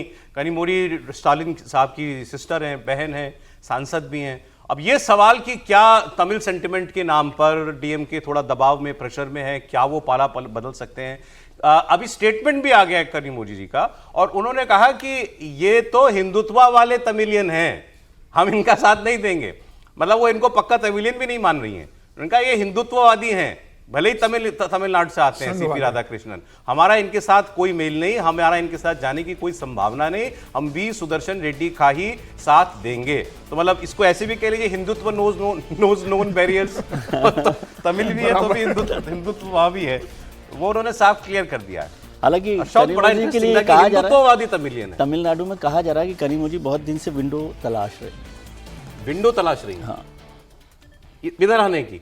अब जहां भी इधर कहीं खड़े होंगे तो कमरे से कूदते तो दूसरी तरफ ही जाते हैं। हर परिवार में, जो विजय जी ने कहा उसको थोड़ा सा आगे बढ़ा दूं, हर राजनीतिक परिवार में जो विपक्ष में है उसमें जो स्त्रियां हैं, महिलाएं हैं, वो रास्ता खोज रही हैं। तो कनिमोझी एक नाम ले लीजिए, सुप्रिया सुले दूसरा नाम ले लीजिए, तीसरा नाम भी कोई ले लिया। मेनका गांधी ले लीजिए, कविता है। एक बार सुना देता हूं मैं आपको कनिमोझी जी ने क्या बात कही। This is an ideological struggle, ideological fight. So the opposition parties, all the parties come together to choose one single candidate as against a candidate who comes from a Hindutva background, a RSS background, and we are opposing the BJP candidate. And this is a divisive politics which they've been propagating, trying to propagate in this country. And that is what our answer to that is to bring in a person who values the Constitution. They are trying to do away with the Constitution. They've never respected the Constitution or the Parliament. The candidate which the opposition has chosen is a person who respects the Constitution of this country and also the people of this country. And how helpful People who care about this country, people who believe in the democracy and it has to be upheld, will definitely vote for the opposition candidate, Mr. Sudarshan Reddy. Thank you. अब कनिमोझी जी ने जिस तरीके से अपना argument frame किया, इससे एक नई बहस जो है वो, मतलब पुरानी बहस नई सिरे से छिड़ेगी। उन्होंने क्या कहा, ये अगर ये कहती कि भाई ये बीजेपी वाले हैं, इनसे हम इनका साथ क्यों दें, तो अलग बात होती। इन्होंने कहा ये आरएसएस बैकग्राउंड के हिंदुत्ववादी व्यक्ति हैं, ये आइडियोलॉजिकल बैटल है, हम इनका साथ नहीं दे सकते। और अभी आपको याद है 15 अगस्त पर मोदी जी ने आरएसएस के 100 साल पूरे होने पर क्या तारीफ की है लाल किले से आरएसएस की, उस पर ऑपोजिशन ने क्या क्या कहा। मतलब उन्होंने कहा कि ये एक शर्म का लम्हा था देश के लिए कि आरएसएस की चर्चा लाल किले से हो रही है। और अब डीएमके कह रही है कि आरएसएस संघीय आदमी, इनका साथ हम कैसे दे सकते हैं, तो संविधान को ना मानने वाले लोग हैं। देखिए, मुझे लगता है कि जो अगला चुनाव तमिलनाडु का है, इसकी भी एक बहुत बड़ी टेस्टिंग हो जाएगी। जो 60 के दशक में, मेरे ख्याल से 65-67 से ये सब चेंज हुआ था, जो कांग्रेस गायब हुई और द्रविडियन पॉलिटिक्स गई, फिर डीएमके एडीएमके हो गया। क्या सनातन का, हिंदू का, हिंदी का, हिंदुत्व का इस तरह से विरोध करके अब वहां की राजनीति चल सकती है? ये इसका उत्तर मिलेगा। लेकिन नरेंद्र मोदी ने जो लाल किले से कहा है वो बड़ा स्पष्ट है। जिन लोगों को इससे दिक्कत होती थी, अब उनको इसकी आदत डालनी चाहिए। इसको समझ लेना चाहिए कि जैसे एक अंग्रेजी का शब्द होता है ना, फलाना में न्यू नॉर्मल, तो मोदी सरकार में तो हर चीज के लिए न्यू नॉर्मल कहा जाता है। तो ये भी न्यू नॉर्मल है कि आप पीड़ा में रहिए, कोई न कोई संघी ऊपर बैठेगा। एक संगठन जो 100 साल का हो गया है, जिस संगठन ने सीधे तौर पर कुछ नहीं किया, उसका एक, वो कहते हैं ना, संघ के किसी भी अधिकारी से पूछे तो बड़ा वो ऐसा जवाब देते हैं, कई बार लगता है कि अरे क्या बोल गए। वो कहते हैं कि संघ कुछ नहीं करता, लेकिन स्वयंसेवक कुछ नहीं छोड़ता। अब ये ऐसा गूढ़ रहस्य है कि जिसमें सारे स्वयंसेवक अलग अलग क्षेत्रों में कुछ करते हुए वहां तक पहुंच रहे हैं। और सीपी राधाकृष्णन तो जिला संघ चालक थे, कोयम्बटूर के जिला संघ चालक थे। 98 का जो चुनाव उन्होंने जीता था, वो भी लोगों को ध्यान में रखना चाहिए। मुझे लगता है 14, 18, 28 ऐसे कुछ तारीख थी फरवरी की, और उसी के आसपास वहां कोयम्बटूर में बॉम्ब ब्लास्ट हुआ। बॉम्ब ब्लास्ट का पूरी एक दर्जन के आसपास, 50 के आस कितनी जाने गई थी, नंबर मुझे ठीक से नहीं याद आ रहा, लेकिन बहुत जाने गई थी। अडवाणी जी बच गए थे उसमें। हाँ, और कोयम्बटूर में वो जीते, उसके बाद 99 के भी चुनाव में जीते। तो संघ के स्वयंसेवक के तौर पर कोई संघी कहां बैठेगा, ये राहुल गांधी कहने से नहीं होगा। लेकिन एक इसका दूसरा पहलू है, संघ तो जो संघ के प्रचारक है मोदी, वो तो संघियों को ही ले आ रहे हैं। राहुल गांधी किसको ला रहे हैं? कांग्रेसियों क्यों नहीं ला रहे हैं? वो क्यों कम्युनिस्टों को सिर्फ ला रहे हैं? और वो भी वो वाले कम्युनिस्ट जो, मतलब इंदिरा गांधी जी तो चतुर सुजान थी, वो कम्युनिस्टों का उपयोग एक जो बौद्धिक वर्ग है उसके लिए करती थी, उसके लिए कम्युनिस्ट उनका संघ बन गए ना। हाँ, लेकिन ये तो खतरनाक है ना, गांधी का संघ हो गया। कांग्रेसियों की पीड़ा आप समझिए ना, कि किसी भी मामले में उनके आसपास आप देखिए, यहां तक कि जिस दिन वो प्रेजेंटेशन राहुल गांधी जी ने दिया है, आपको एक तथ्य बता दूं, उसमें भी एक खांटी कम्युनिस्ट टाइप का वो उस प्रेजेंटेशन को बुलाया गया, वो भी समझिए। नहीं, कांग्रेस का तो जो दिखा प्रधानमंत्री के भाषण पर एतराज वो ये था कि आप आरएसएस की मेन स्ट्रीमिंग कर रहे हैं, व्हाइट वॉशिंग कर रहे हैं, जो इल्जाम इनके ऊपर लगे हुए हैं। और प्रधानमंत्री ने अब ये तो इतिहास में दर्ज हो गया ना कि लाल किले से संघ की प्रशंसा हुई थी। अच्छा, लाल किले से कितने साल हो गए? 11 ये और 6 साल वो, 17 साल लगातार लाल किले से एक प्रचारक बोल रहा है, संघी बोल रहा है। अब उससे ज्यादा, लेकिन हाँ ठीक है, प्रधानमंत्री ने, लेकिन ये इंटरेस्टिंग है कि सीपी राधाकृष्णन तो हो गए संघी, ये तेलुगु रह गए। देखो मैं बताऊं आपको, कनिमोझी का स्टेटमेंट जो सुदर्शन रेड्डी का की उम्मीदवारी तय होने से पहले कल ही तमिलनाडु के डीएमके के मंत्री का बयान था, इसी लाइन पर था कि we will not support a Hindutva candidate mister Radhakrishnan, he is a Tamilian but हिंदुत्ववादी तमिलियन, सेम लाइन पे था। तो ये लाइन डीएमके ने पहले ही तय कर ली थी, क्योंकि लोकसभा चुनाव से पहले जो सनातन की बहस छेड़ी थी उदयनिधि स्टालिन ने, तो पूरा बीजेपी और पूरा संघ परिवार और सारे लोग उनके, मतलब सनातन को लेकर के हमलावर थे। और उसी चक्कर में डीएमके और एआईडीएमके और बीजेपी का गठबंधन भी टूटा था, क्योंकि एआईडीएमके के सामने संकट आ गया था। बीजेपी जिस तरह हमलावर थी, और उस वक्त जो अध्यक्ष थे बीजेपी के, क्या नाम था उनका, अन्नामलाई, वो भी एकदम हमलावर थे। तो वो डीएमके वो लाइन खींच रहा है तमिल पॉलिटिक्स में, द्रविड़ पॉलिटिक्स में, सनातन वर्सेस द्रविडियन पॉलिटिक्स की। और इसीलिए, और फिर उनको लोकसभा चुनाव में फायदा मिला उसका। तो अब चूंकि उनको वो इसके पहले कि बीजेपी और एआईडीएमके उसको तमिल प्राइड का मुद्दा बनाए, वो उसको द्रविडियन पॉलिटिक्स वर्सेस सनातन पॉलिटिक्स की एक लाइन खींच रहे हैं, पॉलिटिकल लाइन। इसीलिए कनिमोझी का स्टेटमेंट आया है। इसी लाइन पर ये फिर अब एआईएडीएमके को भी झुकाने की कोशिश करेंगे। बिल्कुल कोशिश तो करेंगे अपनी तरफ से, एआईडीएमके उसको तमिल प्राइड पे लेके आएगा। पॉलिटिक्स तो एआईएडीएमके की भी वही है, सेम पॉलिटिक्स से निकले। अन्नादुराई वो उससे हैं, पेरियार, स्वामीनाथन के पेरियार की पॉलिटिक्स जो थी, और अन्नादुराई की जो राजनीति थी, उसी से तो निकले दोनों दल। नहीं, उसमें दो फर्क है। एक फर्क है डीएमके एआईडीएमके में, भले ही वहां से निकले हैं, वो पूरी कैसे एआईडीएमके बनी वो तो अलग है, आज इस पर चर्चा करेंगे। लेकिन डीएमके जिस तरह से एंटी सनातन है, वो एआईडीएमके का स्टैंड नहीं रहा। उसे जयललिता चूंकि कारण थी, उसका बड़ा एक फर्क यह है। तो वो तमिल प्राइड के साथ चलते रहे। और डीएमके की तो पॉलिटिक्स आज नहीं है ना, वो तो हमेशा ही एंटी सनातन पर चलती है, एंटी बीजेपी उस पर चल रही है। लेकिन मैं कह रहा हूं जो हर्ष जी कह रहे हैं वो बात ठीक है कि ये प्रेशर कुकर वाला है। अब ये विशिल जो है आने वाली है इसमें, डीएमके की पॉलिटिक्स की कि भाई ये विशेल तमिलनाडु में कहाँ पहुंच रही है, ये आपके लिए वार्निंग सनातन के लिए है या डीएमके के लिए है, मतलब आज ये नहीं कह सकते, लेकिन वो विशेल प्रेशर वहाँ पर तमिलनाडु में बहुत बड़ा हो गया। वो सेंगोल से, वो तमिल संगमम से, वो वाराणसी से, वो तमिल भाषा को लेकर वो त्रिभाषाई फार्मूले में हिंदी को विड्रॉ करके भारतीय जनता पार्टी ने एक बड़ी जगह वहाँ पर उस लड़ाई के लिए बनाई है। मतलब अब जैसे बिहार को हम देखते हैं ना, बिहार में आरजेडी वर्सेस बीजेपी का एक फॉर्मूला बन गया है, ऐसे ही अब तमिलनाडु में भी डीएमके वर्सेस बीजेपी का एक बड़ा फॉर्मूला बन गया, और जितने एंटी सनातन है उतने ही लोग वहां पर खड़े हो गए। ये बात याद रखिए कि तमिलनाडु में देश के सबसे ज्यादा बड़े मंदिर हैं और सबसे ज्यादा मंदिर भी हैं। ये भी आप ध्यान रखिए। मुख्य विपक्षी स्पेस आप कह रहे हैं बीजेपी के पास आ जाएगी। एआईडीएमके की पोजीशन जेडीयू वाली हो जाएगी। ऑलरेडी आ चुका है, 12% का वोट बैंक है बीजेपी का तमिलनाडु मतलब में। विजय जी का एनालिसिस है कि एआईडीएमके की पोजीशन, चूंकि वो बीच में है ना, तो भाई डीएमके तो क्लियर है अपनी पॉलिटिक्स को लेकर, बीजेपी क्लियर है अपनी पॉलिटिक्स को लेकर, पोस्ट किया था एआईडीएमके आधे अधूरे बीच में है। एक तथ्य है ये, अभी अन्नामलाई को वापस लिया है, मतलब अध्यक्ष के पद से वापस लिया। तो क्यों लिया? क्योंकि उनका एडीएमके के साथ थोड़ा ज्यादा ही तकरार हो गया था, गठजोड़ नहीं हो पाया। 98 में जब एडीएमके और बीजेपी का गठजोड़ था तो अब तक की रिकॉर्ड लोकसभा सीटें उसी वक्त एनडीए को मिली, ये भी याद रखना चाहिए। उस वक्त जयललिता जिंदा थी। हाँ, मतलब जयललिता का ही था, मैं ये नहीं कह रहा हूं कि ये कोई बीजेपी ही अकेले, लेकिन वही वो समय था जब 30 सीटें एनडीए को मिली थी, जिसमें कोयंबटूर की सीट से ये कल आप लोग शायद बात कर रहे थे ना कि बीजेपी कन्विंस्ड है इस बात से कि एआईएडीएमके और वो मिलकर सरकार बनाएंगे अगली तमिलनाडु में, अगले साल उनकी लड़ाई ये है 26 की।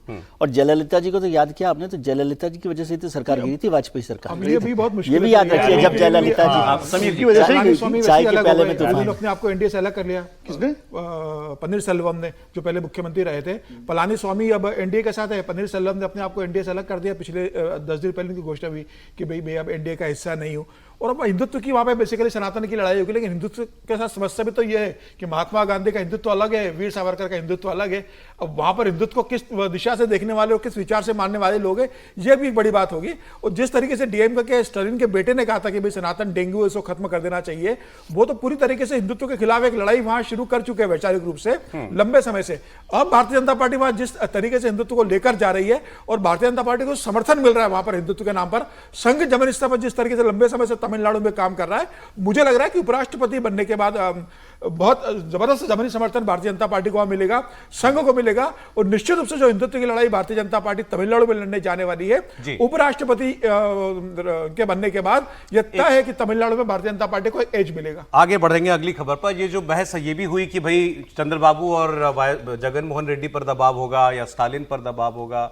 स्टालिन की लड़ाई अगले साल की है, इनको लड़ाई 2029 में लड़नी है अपनी, तो वो वक्त भी उनके पास बहुत है। अभी अप्रैल की लड़ाई मैसेज किया मुझे कि पीएमके के वाइको ने सपोर्ट कर दिया है एनडीए कैंडिडेट को। हाँ, वाइको ने एमडीएमके ने सपोर्ट किया और उनका बहुत तारीफ की है सीपी राधाकृष्णन। एक चूंकि बड़ा रोचक समीर जी ने एक लाइन बोल दी है कि महात्मा गांधी वाला हिंदुत्व या सावरकर वाला हिंदुत्व, हालांकि संघ का हिंदुत्व थोड़ा सावरकर से अलग और आगे जाता है, लेकिन महात्मा गांधी वाला हिंदुत्व तो चला गया ना, वो तो कांग्रेस थी और कांग्रेस जो है वो पिछलग्गू बन गई। अब जाइए अब की बात कर लेते हैं, राहुल गांधी जी की बात कर लेते हैं। राहुल गांधी जी सिर्फ चुनाव आयोग पर वोट चोरी का आरोप ही नहीं लगा रहे, बल्कि उन्होंने चुनाव आयोग और मुख्य चुनाव आयुक्त को कल धमकी कहिए चेतावनी दिया। राहुल गांधी ने साफ बिहार में अपनी यात्रा के दौरान एक सभा में कहा कि हमारी सरकार एक दिन बिहार में भी होगी और देश में भी होगी, इलेक्शन कमीशन जान ले, अगर इन्होंने ठीक से काम नहीं किया तो फिर इनके खिलाफ एक्शन होगा। इतना ही नहीं, राहुल गांधी ने तो यहां तक कहा कि अगर इंडिया ब्लॉक की सरकार आ जाती है तो मुख्य चुनाव आयुक्त पर खास तौर पर एक्शन लिया जाएगा। और उन्होंने बिहार में लोगों के बीच में बात करते हुए कल एक तस्वीर बड़ी उनकी वायरल हो रही है कि बरसात बारिश में वो भीग रहे हैं, हाथ में वो लाल रंग का संविधान उनके पास हाथ में है और वो कह रहे हैं क्या कोई तुम्हारा वोट चोरी कर सकता है बिहार में? क्या नरेंद्र मोदी चोरी कर सकता है? क्या चुनाव आयोग चोरी कर सकता है? तो जनता कहती है नहीं। तो ये इसको एक लोगों के बीच में यात्रा के जरिए ले जाने का ये मौका राहुल गांधी ने निकाला है। अब ये भी बता दूं आपको कि 3 दिन हो गए उनकी यात्रा के, 3 या 4 दिन, और अब 1 दिन का ब्रेक कल राहुल गांधी लेंगे, तो उसमें वो फिर वापस जो है वो दिल्ली आ जाएंगे। तो ये तस्वीर आप देखिए, कल वो गाड़ी चला रहे थे, तेजस्वी यादव जीप चला रहे थे, पीछे एक तस्वीर आई कि अब राहुल गांधी फ्रंट सीट पर आ गए, गाड़ी कोई और चला रहा है और तेजस्वी ऊपर खड़े हो गए पीछे। नहीं, लेकिन पहले अब उसके बाद वो नवादा में फिर वापस ड्राइविंग सीट पर आ गए। हाँ, अच्छा ठीक। तो ये अब जरा राहुल गांधी को सुन लेते हैं, फिर मैं आपको आगे तेजस्वी की बात भी सुना। तेजस्वी यादव ने इस पूरे अभियान का वोट चोरी SIR, इसका जो निचोड़ है, जो बात वो लोगों के दिमाग में डालना चाहते हैं, कल उन्होंने वो बात कह दी। पहले राहुल गांधी को सुनिए। बिहार की जनता इन इलेक्शन कमिश्नर को और बीजेपी के नेताओं को एक आवाज से कहेगी, वोट चोरी नहीं हो सकती है बिहार में। हो सकती है बिहार में वोट चोरी? कर सकता है नरेंद्र मोदी चोरी? या इलेक्शन कमीशन कर सकता है चोरी? नहीं कर सकता है। तो कोई नहीं बता सकता, इस संविधान को कोई नहीं छू सकता। और इलेक्शन कमिश्नर, आप अच्छी तरह समझ लो, अगर आपने अपना काम नहीं किया तो आप पर सख्त कार्रवाई होने जा रही है। अब तेजस्वी की बात भी सुना देता हूं आपको। बिहार में वोट चोरी के नाम पर यह एक नया नैरेटिव बनाने की कोशिश है। तेजस्वी यादव जाते हैं बिल्कुल ठेठ बिहारी भोजपुरी अंदाज में, लोगों से बात करते हैं जैसी उन्होंने सभा में और लालू जी ने उन्होंने बातें कही थी वैसे ही, और उन्होंने कहा कि अभी तुम्हारा नाम कटेगा, फिर तुम्हारा राशन कटेगा, फिर उसके बाद तुम्हारी पेंशन भी छीन ली जाएगी। लेकिन ये लोग जानते नहीं हैं कि ये बिहार है। ये लोग आपको चूना लगाना चाहते हैं, नहीं जानते बिहार तो खैनी में चूना मसल देता है। हम बिहारी हैं और हम बिहारी लोगों का वोटवे काट देना है, कटने देना है। अपनी वोट की रक्षा करनी है कि नहीं करनी है? ये लोग सोचता कि बिहारी का चूना लगा देंगे। अरे इनको पता नहीं, बिहारी लोग जो है खैनिये में चूना रगड़ देता है। और यहाँ का एक एक बच्चा तीखी मिर्ची का काम करता है। मुद्दे की बात कीजिए। ये पहले वोटर लिस्ट से नाम काटेंगे, फिर राशन काटेंगे, फिर पेंशन काटेंगे।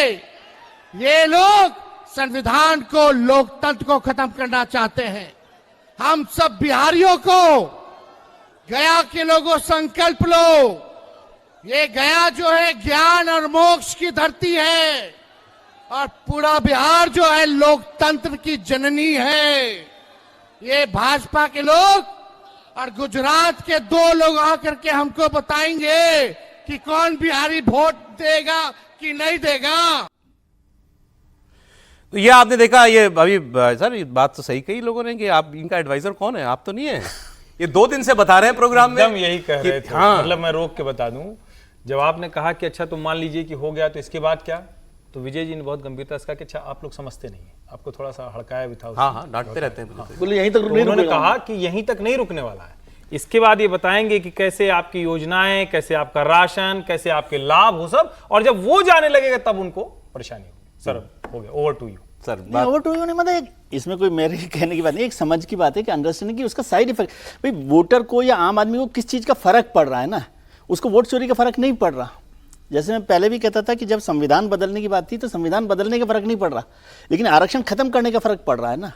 तो उस समय संविधान बदलने का नैरेटिव का साइड इफेक्ट था कि आपका आरक्षण खत्म। ये इंपॉर्टेंट है। लोगों को डर आरक्षण खत्म होने से, और यहाँ पर लोगों को डर है कि सरकारी सुविधाओं का नुकसान हो जाएगा, कट जाएगा। तो कैसे अब ये बात करें कि ये आरोप कितना सच है? भाई मान लीजिए किसी का वोट कट गया, मैं एक बात कह रहा हूं, मैं मान लीजिए किसी का वोट कट गया, जेन्युइन वोटर बिहार का होगा, उसका वोट कट गया। बहुत से लोगों के वोट कट जाते हैं चुनाव में, तो क्या उसको राशन मिलना बंद हो जाएगा? क्या उसकी पेंशन कट जाएगी? क्या पेंशन और राशन देश में वोटर कार्ड पर निर्भर है? एपिक कार्ड से मिलता है क्या राशन? तो ये बात जो वो कह रहे हैं, ये बताना भी हमारा फर्ज है कि ये आरोप, सर, इसके पीछे कोई लॉजिक है सर, कोई तथ्य है? ये आरोप लगा रहे हैं कि कट जाएगा, और वही नीतीश कुमार रोज घोषणाएं कर रहे हैं, दुगना कर दिया है उन्होंने। पेंशन स्कीम आपकी दुगनी कर दी, दिव्यांगों को मिलने वाली सुविधाएं दुगनी कर दी है, वृद्धाश्रम के जो पैसे वो दुगने कर दिए और अकाउंट में आना शुरू हो गए। इस अगस्त के महीने में जो पैसा आया वो बढ़ के आया है। तो वोटर को यह भी तो दिख रहा है ना कि भले ही आप रैली में कह रहे हो कि आपकी स्कीम रुक जाएगी, आपकी सुविधाएं रुक जाएंगी, नीतीश कुमार तो उसको दुगना कर रहा है और देना शुरू कर दिया है अकाउंट के अंदर। लेकिन राहुल गांधी की एक बात है, जो राहुल गांधी लगातार जो कह रहे थे कि भाई चुनाव के बाद हम देखेंगे। अब महात्मा गांधी की कांग्रेस से तो अहिंसा की बात होती, तो राहुल कांग्रेस है, यहाँ तो हिंसा जरूरी है। वही राहुल गांधी जो हमारे प्रताप सारंगी साहब को धक्का लोकसभा में दे दिया, 70 साल के बुजुर्ग को बेचारा अस्पताल जाना पड़ा था उनको, वही राहुल गांधी कह रहे हैं कि हम देख लेंगे सत्ता में आने पे। और उसका साइड इफेक्ट क्या हुआ, आगरा में ज्ञानेंद्र कुमार जी के घर पर पथराव हो गया, हमला करने लोग चले गए। पथराव तो नहीं पता, लेकिन 4 लोगों ने पत्थर फेंके सर, कांग्रेस के लोगों ने, बहुत लोगों ने, 4 लोगों ने दूर से पत्थर फेंके। मुख्य चुनाव आयुक्त ज्ञानेश कुमार जी का पैतृक आवास आगरा में है, इनके माता पिता वहां रहते हैं, मैंने जो खबर पड़ी है खबर में, उस माता पिता वहां रहते हैं, लेकिन वो वहां उस वक्त थे नहीं, तो वहां बाहर वो पोस्टर वोस्टर लेकर वोट चोर के नारे लगा रहे थे ज्ञानेश कुमार के लिए, तो वो जो बैनर वो लेके आए थे पैम्पलेट वगैरह वो सब फेंके उन्होंने अंदर। इतना तो आप बता रहे हैं कि पत्थर भी, हाँ 3 लोगों ने वहां पथराव भी किया, पुलिस ने उनको पकड़ा, उन्होंने पत्थर भी फेंके थे पैम्पलेट के साथ। तो इस तरीके से हो रहा है कि आप जनता से क्या कह रहे हो कि हम देखेंगे, हम छोड़ेंगे नहीं आपको, आप सबका हिसाब होगा। तो हिसाब इस तरह से किया जाएगा कि ज्ञानेश कुमार के अगर वृद्ध माता पिता अपने घर में रह रहे हैं, जिनका ना राजनीति से कोई लेना देना, ना किसी चीज से लेना देना है, अगर वो घर पर होते या घर के बाहर बैठे होते, अगर पुलिस वहां नहीं होती, तो क्या उनके साथ कोई अनहोनी घटना नहीं घट सकती थी? मतलब आप बता रहे हो कि जहां पर इनके परिवार के लोग मिलेंगे, जहां चुनाव आयोग के लोग मिलेंगे, चुनाव आयोग के कर्मचारी तो पूरे देश के अंदर राज्य सरकार के कर्मचारी होते हैं, तो कल क्या आप उनके ऊपर हमला करना शुरू कर दोगे? तो किस तरह की अराजकता राहुल गांधी इस देश के अंदर लाना चाहते हैं? एक बात, जैसे ये बात अभी जो समीर जी ने बताई, ये प्रोटेस्ट हुआ कल, अभी उन्होंने कहा राशन तुम्हारा कट जाएगा, पेंशन कट जाएगी। कल इंडिया गठबंधन की प्रेस कॉन्फ्रेंस में वो बोल रहे थे आम आदमी पार्टी के संजय सिंह, उन्होंने एक बड़ी विचित्र बात कह दी। अब भाई आप कहे जाते हैं, इसका असर क्या हो सकता है सोचिए ना। उन्होंने कहा 65 लाख नाम काट दिए चुनाव आयोग ने, इसमें से 25 लाख लोग जो हैं वो मरे हुए हैं, बाकी जितने लाख कितने बच गए? 40 लाख। बोलिए 40 लाख को घुसपैठिया बता देंगे, इनको डिटेंशन सेंटर में डाल देंगे। बताइए, देखिए प्रेस कॉन्फ्रेंस में कहा जा रहा है कि 40 लाख को डिटेंशन सेंटर में डाल। देखिए ऐसा है कि संजय सिंह ने जो कहा ये सब राजनीतिक बयानबाजी है। ये वैसे ये जैसे भाजपा के नेता कहते हैं पूरे बिहार और झारखंड में बांग्लादेशी भर गए और उसमें निकलता एक नहीं है जब जांच होती है, तो ये राजनीतिक बयानबाजी है जो दोनों तरफ से होती है। हमला जो हुआ वो बिल्कुल निंदनीय है, गलत है, पुलिस को एक्शन लेना चाहिए, चाहे कोई किसी कार्यकर्ता हो, किसी पार्टी का कार्यकर्ता हो। देश में अराजकता बर्दाश्त नहीं की जानी चाहिए किसी की भी। हाँ, लेकिन ये भी याद रखना चाहिए कि अब रामजीलाल सुमन ने भाषण दिया था तो उसमें बहुत सारी धमकियां आई थी, बिल्कुल। तो उनके यहाँ भी हमला किया तो लाठी डंडों के, और आगरा में ही हुआ था, आगरा में हुआ था, 2 बार हुआ, तो उसके लिए कोई भारतीय जनता पार्टी तो थोड़ी जिम्मेदार। हाँ, मैं कह रहा हूँ कि हमला इस तरह के जो शरारती तत्व है उन पर कड़ी लगाम लगानी चाहिए और कायदे से राहुल गांधी हो या कोई भी हो इसकी निंदा करनी चाहिए सबको, किसी पर भी, चाहे ज्ञानेश कुमार जी का परिवार हो या किसी का भी परिवार हो, वो इस देश में उनको सुरक्षा का पूरा अधिकार है। दूसरी बात जो आपने कही ये तेजस्वी के भाषण की, देखिए मैंने कहा पॉलिटिकल नैरेटिव है, विजय जी लगातार कहते थे आदमी से आपको ये आपका वोट चोरी हो जाएगा, उसको समझ नहीं आएगा।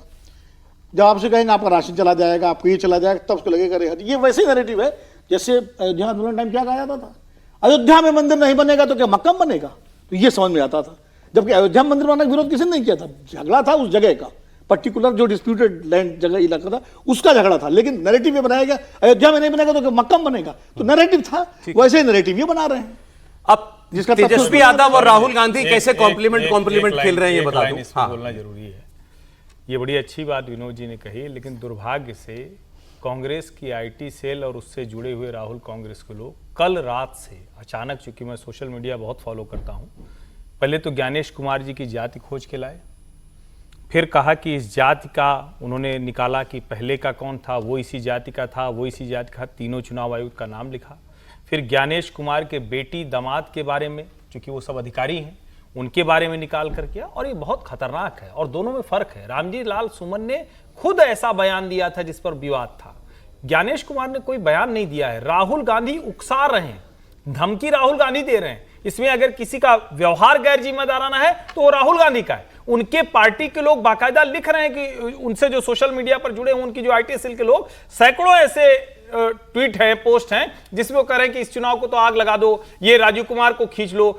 फर्जी खबर फैला दी गई कि माल्टा चले गए हैं राजीव कुमार। तो जाति खोजना, परिवार का खोजना, ये बहुत खतरनाक चल रहा है। बांग्लादेश मॉडल यही है, इससे बचना चाहिए विपक्ष को। अच्छा, चलिए अब आपने ये बात भी याद दिला दी तो कर ही लेते हैं यहाँ चर्चा। कल बीजेपी ने प्रेस कॉन्फ्रेंस की, संबित पात्रा आए और उन्होंने भी यही कहा कि ये बांग्लादेश बनाना, ये चाहते हैं देश के अंदर मारकाट मचे, देश के लोग हिंसा पे उतारू हो जाएं, सड़कों पे आ जाएं और उसमें इनको कुछ राजनीतिक लाभ मिल जाए।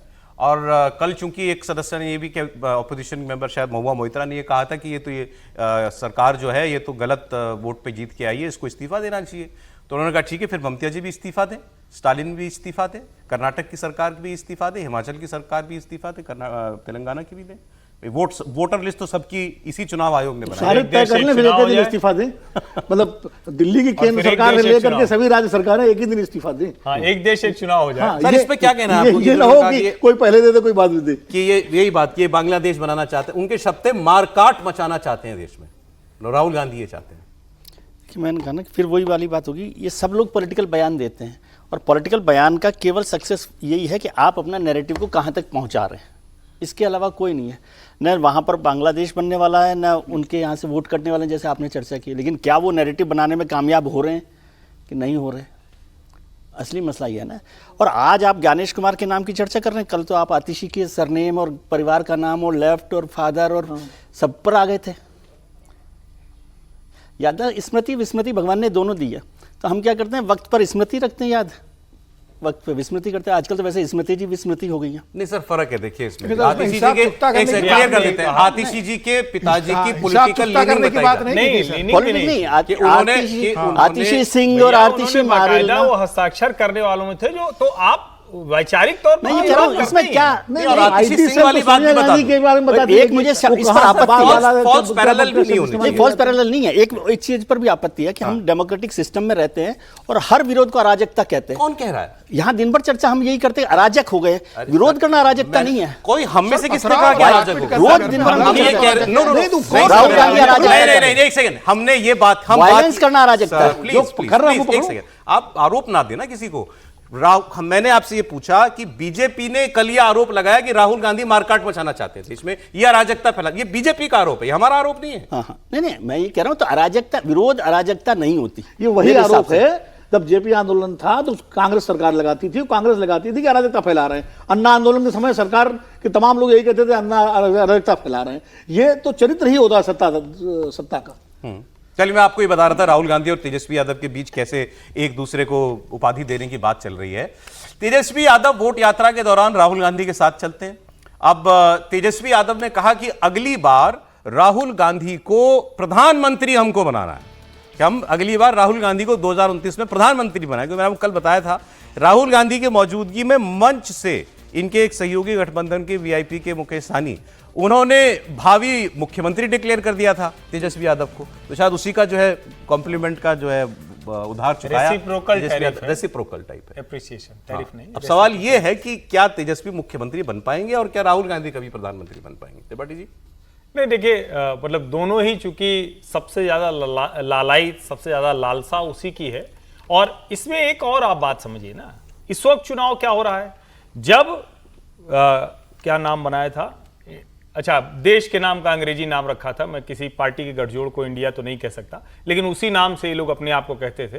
तो पटना में हुई बैठक 12 जून वाली टलवा दी, क्योंकि वो नीतीश जी का इनिशिएटिव था। 23 जून को लालू जी ने पूरा श्रेय ले लिया, खूब हर अखबार में छपवाया पटना में तो कि लालू जी के। उसके बाद क्या खेल हुआ, हम बात करेंगे, तुमको दूल्हा बनाएंगे। नीतीश जी कहां से नाराज हुए थे? नाराजगी वहां से शुरू हुई थी। लालू प्रसाद यादव और तेजस्वी यादव ये जानते हैं कि जब तक कांग्रेस के पास वो है तो उनकी दावेदारी, उनकी मजबूती बनी रहेगी। दूसरा, राज्य की राजनीति में बार्गेन करने के लिए राहुल गांधी को प्रधानमंत्री पद वाला एक, जिसको कहते हैं ना कि वो मृग मरीचिका दिखाए रखना है, लॉलीपॉप। अब 29 में चुनाव होना है, अभी कहां से पीएम बना दोगे? अभी यह है कि अभी गलती से भी कांग्रेस पार्टी न सीट के बार्गेन में, न कभी किसी तरह से कोई दबाव की स्थिति में वहां न जा पाए। बाकी दोनों एक साथ गठबंधन में है तो ये करना ही चाहिए, ये तो अच्छा है। इसमें एक लाइन जोड़ो, मेरे को बहुत अच्छी बात याद आई। ये इसमें कोई ऐसा नहीं है, वो लोग प्रधानमंत्री कहने से तो कोई प्रधानमंत्री बन नहीं रहा, वो कल भी हो रहे हो चुनाव तो भी नहीं बन रहा है। मुद्दा क्या, मुझे याद आई बात, जो अभी ड्राइविंग सीट पे तेजस्वी जी चल रहे हैं इस रैली में, तो मुझे याद आई 2017 में मैं वहाँ मौजूद था, जब कांग्रेस पहले तो समाजवादी पार्टी के खिलाफ प्रदर्शन कर रही थी और पहले तो 27 साल यूपी बेहाल चल रहा था। 27, हाँ, बेहाल चल रहा था और जन आक्रोश रैली चल रही थी। लेकिन अचानक प्रशांत किशोर जी उसके एडवाइजर थे, तो उन्होंने वो 2 लड़कों की प्रेस कॉन्फ्रेंस की लखनऊ के एक 5 सितारा होटल में, हम लोग वहाँ मौजूद थे। तो एक सवाल पूछा गया, तो राहुल गांधी जी ने बड़े सरल स्वभाव से, या जो भी राजनीतिक स्वभाव था उनका, भाई अखिलेश जी हमारे मुख्यमंत्री हैं, कैंडिडेट है ना। अब मैंने उसमें थे भी, उस वक्त सीएम थे, नहीं, मुख्यमंत्री थे वो, कैंडिडेट के तौर पर भी आगे बनने के लिए मुख्यमंत्री थे, मुख्यमंत्री तो थे, लेकिन आगे के लिए एक और मित्र हमारे थे, उन्होंने पूछा कि भाई अखिलेश जी को तो राहुल गांधी जी ने मुख्यमंत्री बना दिया, अखिलेश जी आप बताइए राहुल गांधी जी को प्रधानमंत्री बनाएंगे कि नहीं बनाएंगे? तो उन्होंने कहा अरे अभी तो चुनाव बहुत दूर है, जब होगा तब इस पर बात करेंगे। बहुत चर्चित हुआ और मैं बहुत चर्चित हूँ, मैं वहीं मौजूद था। और दूसरी बात, जिस तरह से ये ड्राइविंग सीट पर बैठ के या जो भी कर रहे हैं राहुल और तेजस्वी, एक थोड़ा सा ठीक ठाक लग रहा है। वहां अखिलेश और राहुल में उस तरह का वो बना नहीं था, रेपो जो बनना चाहिए था। यदि वो होता तो शायद कुछ फर्क होता, लेकिन वो बात याद आ गई कि अखिलेश जी ने तुरंत कहा कि अरे जब होगा चुनाव तब यहाँ देखेंगे। ऐसा नहीं, यहाँ लग रहा है दोनों एक जात भाई, चल रहा है। तू अपना वैसे देख, भी मैं अपना वैसे भी देखूंगा। सौरभ, समाजवादी पार्टी और कांग्रेस के बीच में हमेशा चूहे बिल्ली जैसा कुछ होता रहा, खट्टे मीठे, तनातनी जैसे रही है। बोल लेकिन आरजेडी और कांग्रेस के बीच ज्यादा मजबूती संभव। तो बड़ी खबरों में कि अभी आपने देखा चर्चाएं हुई, उपराष्ट्रपति का जो लड़ाई है चुनाव की वो अब तय हो गई है। एक तरफ सीपी राधाकृष्णन एनडीए के और इंडिया ब्लॉक के बी सुदर्शन रेड्डी पूर्व सुप्रीम कोर्ट जज हैं, वो होंगे। और बिहार में जो यात्रा चल रही है राहुल गांधी की, उसकी भी हम लोगों ने चर्चा की। इलेक्शन कमिश्नर कैसे सीधे निशाने पर हैं, उसकी बात, उनके घर पैतृक आवास के बाहर प्रदर्शन, ये सब भी हुआ। अब एक मैं आपको बहुत इंपॉर्टेंट खबर बताऊंगा। ये जो सारा विवाद है वोट चोरी, कभी वोटर डिलीशन, कभी वोटर एडिशन, इस पर सुप्रीम कोर्ट की तरफ से एक बहुत बड़ा फैसला आया है।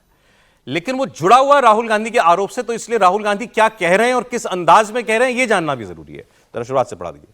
तो राहुल गांधी नवादा में थे, राहुल गांधी ने वहां पर उनके लिए, ये देखिए पिक्चर आ गई, राहुल गांधी, तेजस्वी यादव, मुकेश सहनी, दीपांकर भट्टाचार्य सब बैठे हुए महागठबंधन के लोग। तो राहुल गांधी इस सभा के, इस मीटिंग के कोऑर्डिनेटर थे। तो उन्होंने ही कुर्सी लगवाई, लाओ चेयर लाओ, बैठे सब लोग बैठे, सामने महिलाएं हैं और लोग भी हैं। अब वो लोग जो हैं वो औरंगाबाद का मामला है। अब वो लोग, ऐसे लोगों से राहुल गांधी की मुलाकात का वीडियो बनाया कांग्रेस पार्टी ने। तो कोई कह रहा है कि साहब मैंने पिछले चुनाव में भी 2024 में वोट दिया, इस बार मेरा वोट काट दिया। और मैंने पूछा वोट क्यों काटा, तो ये लोग कहता है कि ऊपर से कटा है तुम्हारा वोट, हम कुछ नहीं कह सकते। फिर एक दूसरा व्यक्ति आया, बोला साहब मेरे गांव में जो है 600 वोट बढ़ा दिया है इस बार इन्होंने, और मैंने तो आज तक उन लोगों को देखा ही नहीं। तो राहुल गांधी ने कहा यही है चोरी, यही चोरी कर रहा है इलेक्शन कमीशन, इसके लिए सावधान हो जाओ। तो ये राहुल गांधी का ये आरोप, ये सुन लीजिए आप, और जिस अंदाज में ये सारा कुछ रिकॉर्ड किया गया है, फिर मैं आपको वो फैसला सुनाऊंगा, बताऊंगा। सॉरी, नमस्कार।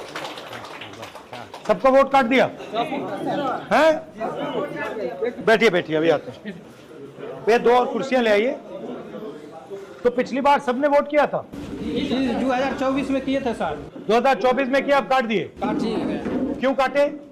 अब ये हम वो जाने, इलेक्शन कमीशन वाले जाने। जी, मेरा नाम है सुनील उरांव और मेरा भी कट गया है। हम लोग जब जुड़वाने जा रहे हैं तब बोल रहा है कि केवाला नानो ते नानो खेती बाड़ी है नहीं, वो दूसरों के खेती अटैया बटैया करते हैं, है नहीं तो उसको जमीन रहेगा तब तो देंगे हम, नहीं जमीन। मगर आपका नाम तो पहले था लिस्ट में। हाँ था सर, तो पहले था, तो फिर उसका क्या मतलब है? एक बार आप लिस्ट पे हो तो फिर कैसे निकाल दिया? दिखाओ वोटर कार्ड दिखाओ। इनके पास जो डॉक्यूमेंट्स होंगे वो चुनाव आयोग मांग ही नहीं रहा, वैसे डॉक्यूमेंट्स मांगे जा रहे जो इनके पास नहीं है।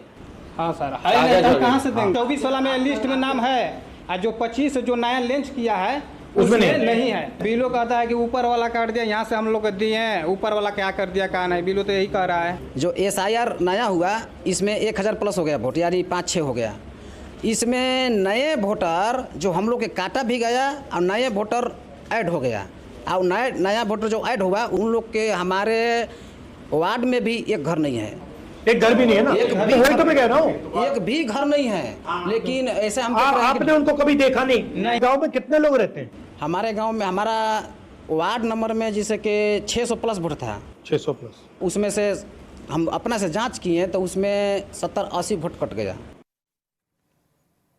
पहले तो इस वीडियो के बारे में ये कि एक बहुत व्यवस्थित तरीके से इस तरीके के वीडियो शूट किए जा रहे हैं, छोटे छोटे वीडियो बना करके राहुल गांधी के, वो सोशल मीडिया पर हो रहे हैं, और एक सिनर्जी दिखाई दे रही है आरजेडी, कांग्रेस और बाकी घटक दलों के बीच में। एक तो ये जब रैली में चलते हैं, यात्रा में सब एक साथ होते हैं, एक ही जीप पर होते हैं। कांग्रेस पार्टी के हैंडल से तेजस्वी यादव की वीडियो भी डाले जा रहे हैं। तो तेजस्वी और राहुल ये बिल्कुल इन टैंडम दिखाई दे रहे हैं, और मैंने आपको बताया ही कि उनको भावी मुख्यमंत्री और एक को भावी प्रधानमंत्री बता रहे हैं, मतलब दोनों लोग एक दूसरे को। तो ये स्ट्रैटेजी के तौर पर कांग्रेस पार्टी, ऐसा लग रहा है कि एक व्यवस्थित तरीके से काम करती हुई दिखाई देती है। समीर जी। सर, आपने तेजस्वी और राहुल गांधी 2 युवाओं के जिक्र किया कि 2 युवा बड़े अच्छे से व्यवस्थित तरीके से लड़ रहे हैं। तो दो युवा उत्तर प्रदेश में बहुत अच्छे से लड़े थे, अखिलेश यादव और राहुल गांधी। एक को मुख्यमंत्री बनना था, एक को प्रधानमंत्री बनना था। तो प्रदेश में क्या हाल हुआ और देश में क्या हाल हुआ, उन दो युवा जो दो लड़के। नहीं, लेकिन तो युवा है उनका बात देखिए, मैं अब ये वीडियो दिखाने का मकसद ये था, मतलब इसका मकसद ये कि इम्पैक्ट जा रहा है कि नहीं जा रहा है इनकी बात का। मैं गलत सही की बात नहीं कर रहा, वो तो मैं अगली खबर बताऊंगा। नहीं, लेकिन क्या ये इम्पैक्टफुल है ये तरीका? एक तो इम्पैक्टफुल करने के लिए राहुल गांधी ने भी चाय पे चर्चा की थी ना, कि मरे हुए लोगों के साथ चाय पीने का अद्भुत आनंद आ रहा है। और फिर बाद में आ गया कि जिनको राहुल गांधी मरा हुआ बता रहे थे और उनके बारे में सच्चाई सामने आ गई थी। तो वो पहला एपिसोड था, अब ये दूसरा एपिसोड। यहाँ तो लोग बता रहे हैं मेरा वोट काट दिया, तो उन्होंने अभी कहा है ना, तो अभी आएगा कुछ दिनों बाद दूसरा वीडियो आएगा कि किस कारण से इनका वोट कटा है, क्या कारण रहा है। इस तरीके से लगातार जो तैयार की, मतलब स्क्रिप्ट तैयार की जाती है, वीडियो बनाया जा रहा है, सभी तरीके से एंगल से बढ़िया एडिट किया जा रहा है। राहुल गांधी पक्षे, अच्छा आपका पिछली बार तो आपने वोटिंग किया था, उसने कहा मैंने किया था, इस बार मेरा कट गया है। तो ये जो पूरी तैयारी हो रही है, तो जब आप रैली निकाल रहे हो तो उसके साथ आपको ये साइड सीन भी देना जरूरी है ना ट्विटर अकाउंट पर। आप कहना स्क्रिप्टेड है? निश्चित रूप से स्क्रिप्टेड है, पूरा दिख रहा है ना जिस तरीके से बनाया गया है कि कुछ लोगों को लेकर आए। हो सकता है इस बार उन्होंने बहुत अच्छी तैयारी की होगी। जिस तरीके से तेजस्वी यादव ने कहा था, पत्रकार वार्ता ली थी कि मेरे 2 इपिक नंबर में से एक इपिक नंबर का, वो फ्लॉप हो गया। सर सच या स्क्रिप्टेड?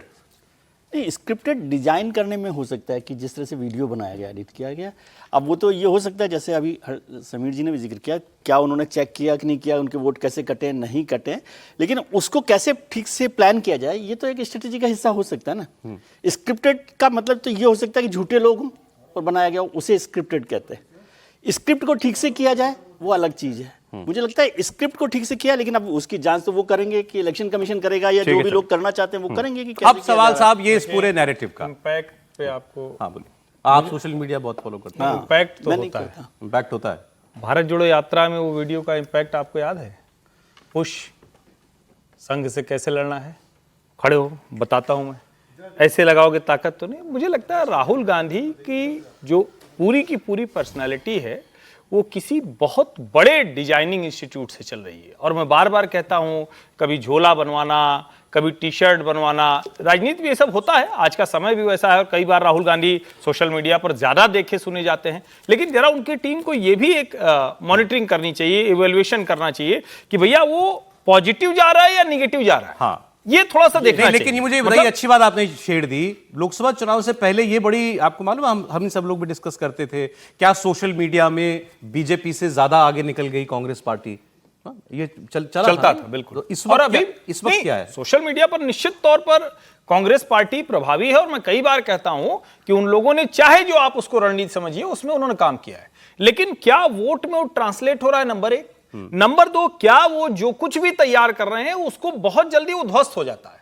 मतलब आपने एक नैरेटिव क्रिएट किया, with in few minutes, with in few hours, with in few days, वो लगता है कि वो झूठ साबित हो गया। तो ये यहां मामला मैं सर इस खबर के बाद आ जाता हूं आपके पास। अब ये मैं कोई नैरेटिव ध्वस्त करने के लिए नहीं बता रहा हूं, ये खबर है कि राहुल गांधी और ऑपोजिशन एक तरफ वोट चोरी, इलेक्शन चोरी का नैरेटिव जो है वो चला रहा है। ये मुख्य मुद्दा है, संसद इसी मुद्दे पर नहीं चल रही है। इसका जिक्र कहां से, महाराष्ट्र से जुड़ता है, आपको जानना चाहिए। राहुल गांधी ने क्या कहा था कि हमें शक मध्य प्रदेश चुनाव से हुआ, महाराष्ट्र और हरियाणा से कंफर्म हो गया। वो अपनी यात्राओं में भी वो यही कह रहे हैं कि महाराष्ट्र में इन्होंने चोरी की, इन्होंने हरियाणा में इन्होंने चोरी की। महाराष्ट्र का मामला हाईकोर्ट से होता हुआ सुप्रीम कोर्ट पहुंचा। आपको एक व्यक्ति हैं, वो महाराष्ट्र के वोटर थे, वो गए हाईकोर्ट और हाईकोर्ट में जाकर उन्होंने कहा कि शाम 6 बजे के बाद महाराष्ट्र में 76 लाख लोगों ने फर्जी मतदान किया या उनके नाम पर फर्जी 76 लाख वोट पड़ा और ये सरकार ऐसे फर्जी वाले पर जीत करके आई है, इस सरकार को बर्खास्त करना चाहिए, चुनाव का नतीजा निरस्त कर दीजिए। हाईकोर्ट ने कहा तुमने हमारा समय बर्बाद किया है, मन तो है तुम पे जुर्माना लगा दें, लेकिन जुर्माना नहीं लगाएंगे, आपकी अर्जी खारिज की जाती है। ये जून में फैसला आया। वो व्यक्ति उसके बाद सुप्रीम कोर्ट गए, सुप्रीम कोर्ट ने उनकी अर्जी पढ़ी और कहा कि मन तो हमारा भी आप पे अर्जाना लगाने का है, लेकिन हम भी नहीं लगाएंगे, आपकी अर्जी सुनने लायक नहीं है। और क्या इसमें हाईकोर्ट ने और क्या वो दिए, आर्गुमेंट दिए कि आपने ये, पहली बात तो आपको इलेक्शन कमीशन के पास जाना चाहिए था यह आरोप लेकर के, जैसा इलेक्शन कमीशन अभी राहुल गांधी के लिए कह रहा है कि हमने बुलाया था, ये तो आज नहीं, हमने प्रमाण मांगा, दे नहीं रहे। तो हाईकोर्ट ने कहा कि पहले इलेक्शन कमीशन के पास जाते, फिर 45 दिन का समय मिलता है चुनाव के नतीजे घोषित होने के बाद। जिसमें आप हाई कोर्ट आ सकते हैं, हमारे पास आ सकते हैं अगर किसी को कोई शिकायत है चुनाव के परिणाम से। तो आप उसमें भी नहीं आए, आप हमारे पास आ रहे हैं 8 महीने के बाद और आप कहते हैं कि चुनाव फर्जी था। तो जो नियम प्रक्रियाएं हैं उनका पालन क्यों नहीं कर रहे हैं आप? तो हाई कोर्ट और सुप्रीम कोर्ट अगर महाराष्ट्र के चुनाव के फर्जीवाड़े को सुनने के लिए तैयार नहीं है, तो राहुल गांधी का यह कहना कि महाराष्ट्र का चुनाव चोरी और उसी तर्ज पर बिहार में भी हुआ और वैसे ही नरेंद्र मोदी प्रधानमंत्री बने, तो इस आरोप में कितना दम रह जाता है? अब सर प्लीज। देखिए, राहुल गांधी का आरोप है तो राहुल गांधी जाने, उनका आरोप जाने, मैं उस पर ज़्यादा बात नहीं करूंगा कि वो राजनीतिक आरोप है। और लेकिन जो सज्जन ये गए, क्या ये जो भी हो, क्या ये कोई क्रेडिबल एविडेंस लेके गए? जो आप कोर्ट में गए कि आपने खाली एक एप्लीकेशन लगा दी, तो कोर्ट क्यों एंटरटेन करेगा आपको? नंबर 1। और फिर वही आप सुप्रीम कोर्ट चले आए, प्रक्रिया का भी पालन नहीं किया। तो इन्होंने तो खुद ही नॉन सीरियस काम किया। एक तरीका होता है, अगर किसी चीज़ को आप चैलेंज कर रहे हैं, चुनौती दे रहे हैं किसी प्रक्रिया को, तो आपको विधिवत तरीके से पूरा उसका जो है डॉक्यूमेंटेशन करके और प्रक्रिया का पालन करना पड़ता है। ये चले गए। एक बात, चंडीगढ़ हाई कोर्ट का फैसला था जब उन्होंने सीसीटीवी फुटेज मांगा था हरियाणा वाले मामले में, तो तुरंत नियम बदल दिए गए, वो 6 महीने की वजह 45 दिन कर दिया गया। तो चुनाव आयोग भी तो इस तरह के काम करता है कि जिससे लोग, विपक्ष के आरोप को दब बल मिलता है, ये भी देखना चाहिए। तो मुझे लगता है कि चुनाव आयोग को भी देखना चाहिए कि ट्रांसपेरेंसी की अगर बात है तो ट्रांसपेरेंसी होनी चाहिए। मैं इन सज्जन की बात नहीं कर रहा, क्योंकि ये राजनीतिक दलों की जिम्मेदारी है, कांग्रेस पार्टी की जिम्मेदारी है कि आप आरोप लगाने से पहले महाराष्ट्र के चुनाव को अगर आप मान रहे हैं कि आपको लग रहा है कि है, तो आप पूरा क्रेडिबल एविडेंस लेके कोर्ट के पास जाइए और चुनाव आयोग के पास जाइए उस तरीके से। बाकी तो राजनीतिक आरोप हैं, ये वैसे ही आरोप हैं जैसे आप याद कीजिए, अब तो बहुत पुरानी बात है, 1971 का जब चुनाव हुआ था लोकसभा का, तो विजय जी ने तो पढ़ा होगा, हालांकि हम लोग उससे पत्रकार नहीं थे, हम लोग तो पढ़ते थे। बलराज मधोक साहब जनसंघ के अध्यक्ष थे, उन्होंने कहा कि रूस से एक ऐसी स्याही आई थी जिससे बैलेट पेपर पर निशान कहीं लगा और लगता कहीं था, और इससे इंदिरा गांधी जीत गई। जनसंघ के अध्यक्ष थे, ये आरोप लगाया था। तो ये वैसे ही आरोप होते हैं राजनीति। सर मैं कह रहा हूं जो राह दिखाई या बताई, नियम बताया हाई कोर्ट ने, सुप्रीम कोर्ट ने, हाँ, उस नियम आपको यहां जाना चाहिए। बिल्कुल, तो ये अब राहुल गांधी पे लागू नहीं होता? नहीं, कि आप देश में आप वोट चोरी का आरोप आप भी लगा रहे हैं, महाराष्ट्र में भी लगा रहे हैं, हरियाणा में भी लगा रहे हैं, लोकसभा में भी लगा रहे हैं, तो आपको भी पहले इलेक्शन कमीशन के पास जाना चाहिए। मैंने कहा तो, जब अडवाणी जी ने पार्लियामेंट में इलेजिटिमेट गवर्नमेंट कहा था मनमोहन सिंह सरकार को, तो कौन सा इलेक्शन कमीशन पास गए थे?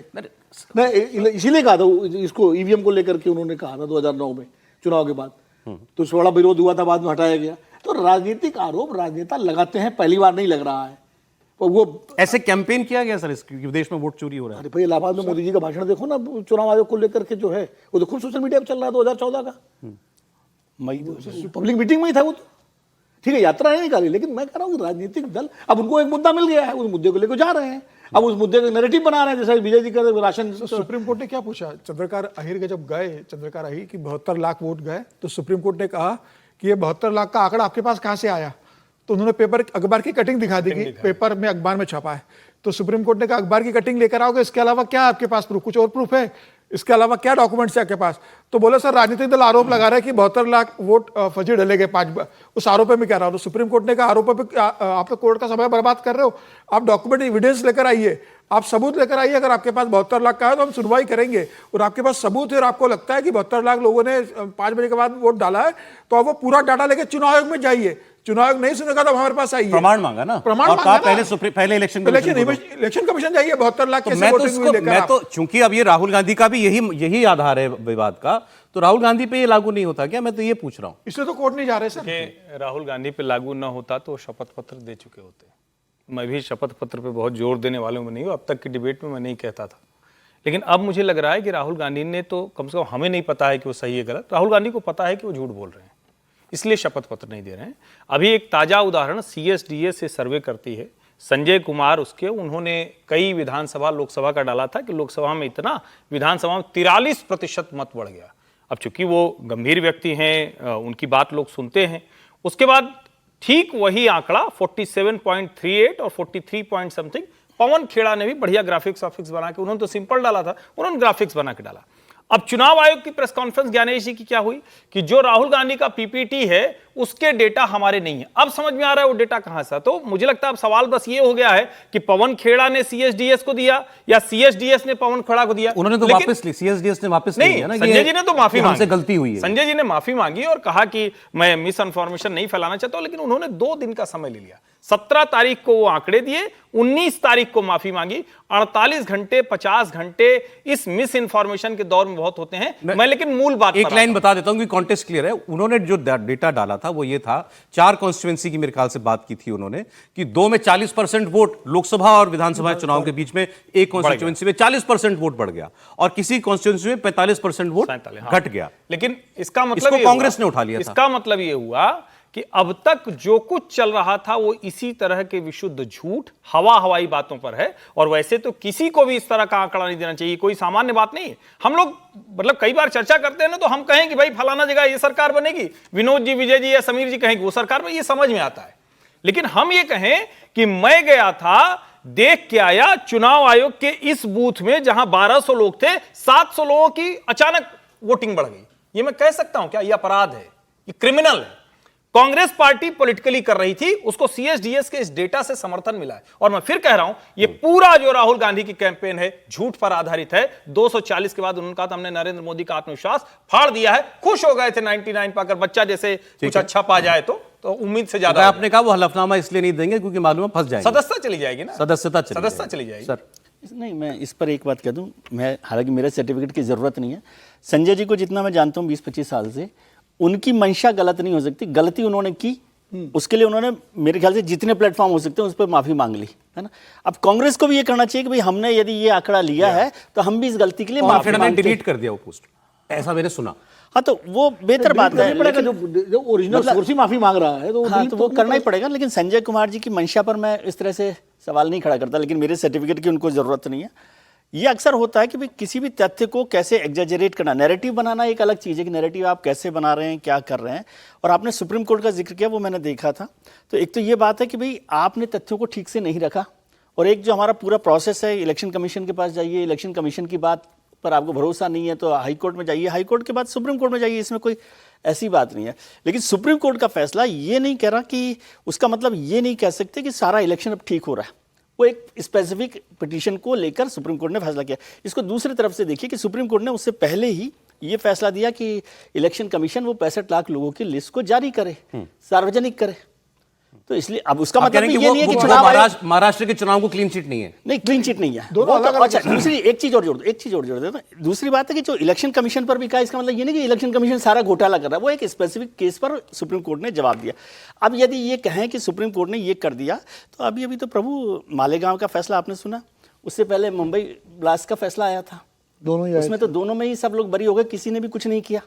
तो इन्वेस्टिगेशन, फैक्ट्स, ये सब चीजों को अलग अलग तरीके से, मतलब उसको एक क्लीन चिट दे दें या ये कहें ब्लैंकेट फैसला है, ना दे, हम लोग कह रहे हैं वो उन्होंने कहा इलेक्शन कमिशन के पास पहले जाओ, तो राहुल गांधी भी जाए, तो इसका और मतलब उसके बाद नहीं, उससे भी संतुष्टि नहीं है तो आप हाईकोर्ट जाइए, प्रमाण लेकर के। राहुल गांधी को जाना चाहिए, लेकिन मैं तो कहता हूँ इलेक्शन कमीशन, अगर राहुल गांधी बार बार आरोप लगा रहे तो इलेक्शन कमीशन चला दे सुप्रीम कोर्ट कि भाई ये क्यों जो है बिना मतलब नेता विपक्ष कर रहे हैं, वही करते फिर इस बात को। चलिए, अब उन्होंने कहा था एक हफ्ते के बाद क्या होता है देखते हैं। पश्चिम बंगाल की खबर बताता हूं, एक देश की राजनीति में एक अलग किस्म की खबर है। पश्चिम बंगाल में एसआईआर को लेकर जो चर्चा चल रही है कि बिहार के बाद चुनाव आयोग यहां एसआईआर करवाएगा। दूसरा विवाद क्या चल रहा है वहां पर? वह विवाद ये चल रहा है कि बांग्ला भाषी लोगों को बांग्लादेशी बताकर बीजेपी के राज्यों में परेशान किया जा रहा है। ये ममता बनर्जी का आरोप है। अब इसको लेकर उन्होंने एक बड़ा ऐलान किया। मुख्यमंत्री ममता बनर्जी ने कहा कि जिन जिन राज्यों में बीजेपी की सरकार है, बांग्ला भाषी वहां पर उनकी बोली की वजह से परेशान हो रहे हैं, इनकी संख्या 22 लाख है और ये लोग उत्पीड़न झेल रहे हैं। इनमें से जितने भी लोग वापस आना चाहें अपने घर पश्चिम बंगाल में, इनके लिए हम एक योजना लॉन्च करते हैं, श्रम श्री योजना। और इस योजना के तहत ऐसे प्रवासी मजदूरों को जो घर वापस आएंगे, 1 साल तक उनके पुनर्वास की व्यवस्था होने तक 5,000 रुपया प्रति महीना सरकार भत्ता देगी, जब तक इनको और जॉब कार्ड ना मिल जाए, इनकी नौकरी की रोजगार की व्यवस्था ना हो जाए। अलग से इनको नौकरी देने के प्रयास भी होंगे। ये स्वास्थ्य का लाभ, स्वास्थ्य में जो बीमा है वहाँ पर उसका लाभ ये ले पाएंगे, शिक्षा में ये लोग भाग ले पाएंगे, जिनके पास घर नहीं है उनको रहने के लिए व्यवस्था उनके रहने की जाएगी। तो ये ममता बनर्जी ने अब इस मामले को एक नेक्स्ट लेवल ले जाने की कोशिश की है कि बंगाली लोग बांग्लादेशी बताकर देश में परेशान हो रहे हैं, और उन्होंने खुलकर कहा 22 लाख लोग हैं, जितने भी वापस लोग घर आएंगे हम सबकी व्यवस्था हम करेंगे। और आरोप है बीजेपी शासित राज्यों के ऊपर। त्रिपाठी जी। नहीं, देखिए, राजनीतिक तौर पर इसमें कोई दिक्कत नहीं, इस तरह की हर सरकार करती है, लेकिन राज्य के तौर पर देखें तो ये घातक है। और मतलब मैं इसको कहूँगा कि सुसाइडल काम करने जा रही ममता बनर्जी। भाजपा और उसकी राजनीति छोड़ दीजिए, कलकत्ता इधर मेरा जितनी बार जाना हुआ तो मुझे हमेशा एक वहाँ के व्यापारी हैं और वहाँ का खेमका परिवार है, तो उनके पुत्र वो भी यही सब करते हैं, कारोबार में हैं। तो उन्होंने चलते हुए एक बात कही, हम लोग जा रहे थे एयरपोर्ट से निकलकर उनके घर की तरफ, तो बिल्डिंग्स दिख रही थी, तो हमने कहा इतना शानदार, इतना सुंदर शहर है, लंदन जैसा दिखता है अगर कहें, क्यों आगे नहीं बन पाया। चलो कम्युनिस्टों का समझ में आता है कि उन्होंने फुटपाथ तक पर कब्जा कर लिया, ट्रेड यूनियन, ये उनका आप समझ नहीं रहे हैं। वो कहेंगे कि आप हमारा एस्थेटिक सेंस नहीं समझ रहे हो बंगाली का, ये ऐसे ही दिखेगा ना पुराना सा, काई लगी हुई और ये सब। उसका दुष्परिणाम क्या हुआ, 1200 कंपनियां बंगाल से शिफ्ट हो गई, पश्चिम बंगाल में अब वो नहीं है। अब ये जो करने जा रहे हैं इसका दुष्परिणाम आप समझिए, अगर कुछ लोग भी जो कहीं झेल रहे हैं, जिनको थोड़ा नौकरी छूट गई, वो वापस लौटने लगे तो उनका पूरा जॉब खत्म हो जाएगा, उनका जो इकोसिस्टम बना हुआ है, जो कहीं रह रहे होंगे वो खत्म हो जाएगा, अपने परिवार पर बोझ बन जाएंगे, चुनाव तक तो ममता जी दे देंगी, और बर्बादी किसकी होगी, बंगाल की, बंगाली मानुस की। मैं इसको राजनीतिक तौर पर एकदम नहीं कर रहा हूं, बहुत सीरियस नोट पे कह रहा हूं, ये बहुत खतरनाक है, किसी को भी इसके झांसे में नहीं आना चाहिए। अब आपको मैं कुछ अंतर्राष्ट्रीय डिप्लोमेसी में क्या चल रहा है और बड़ी बड़ी डेवलपमेंट हो रही है उसकी बात करते हैं। एक तरफ डोनाल्ड ट्रंप अपने मिशन नोबेल प्राइज में लगे हुए हैं, वो भी बड़ी खबर है, उसकी बात करेंगे। यहां भारत में क्या हो रहा है, भारत और चीन आपसी रिश्ते सुधार कर एक नया वर्ल्ड ऑर्डर सेट करने के प्रयास में है। बड़ी खबर यह है कि आज चीनी विदेश मंत्री का भारत में दूसरा दिन है उनके आने का, और दिल्ली में प्रधानमंत्री मोदी से उनकी मुलाकात होगी, और चीनी विदेश मंत्री वांग यी इस वक्त जो हैं वो राष्ट्रीय सुरक्षा सलाहकार अजीत डोवल से मिले हैं। शाम को 5 बजे वो प्राइम मिनिस्टर से मिलेंगे। थोड़ी देर पहले ही वांग यी की एनएसए अजीत डोवल के साथ एक बहुत इंपॉर्टेंट मीटिंग हुई है, जो कि हमारा जो बॉर्डर डिस्प्यूट है उस पर ये दोनों अपने अपने देश के प्रतिनिधि हैं, रिप्रेजेंटेटिव हैं, ये उस पर बात कर रहे हैं, भारत चीन सीमा के विवाद को लेकर के। अब इस मीटिंग में सीमा विवाद समाधान की तरफ कितना आगे बढ़ते हैं ये एक बात होगी। जैसे अभी स्टेटमेंट आया है कि भारत की तरफ से स्टेटमेंट आया है कि बॉर्डर पर शांति कायम है।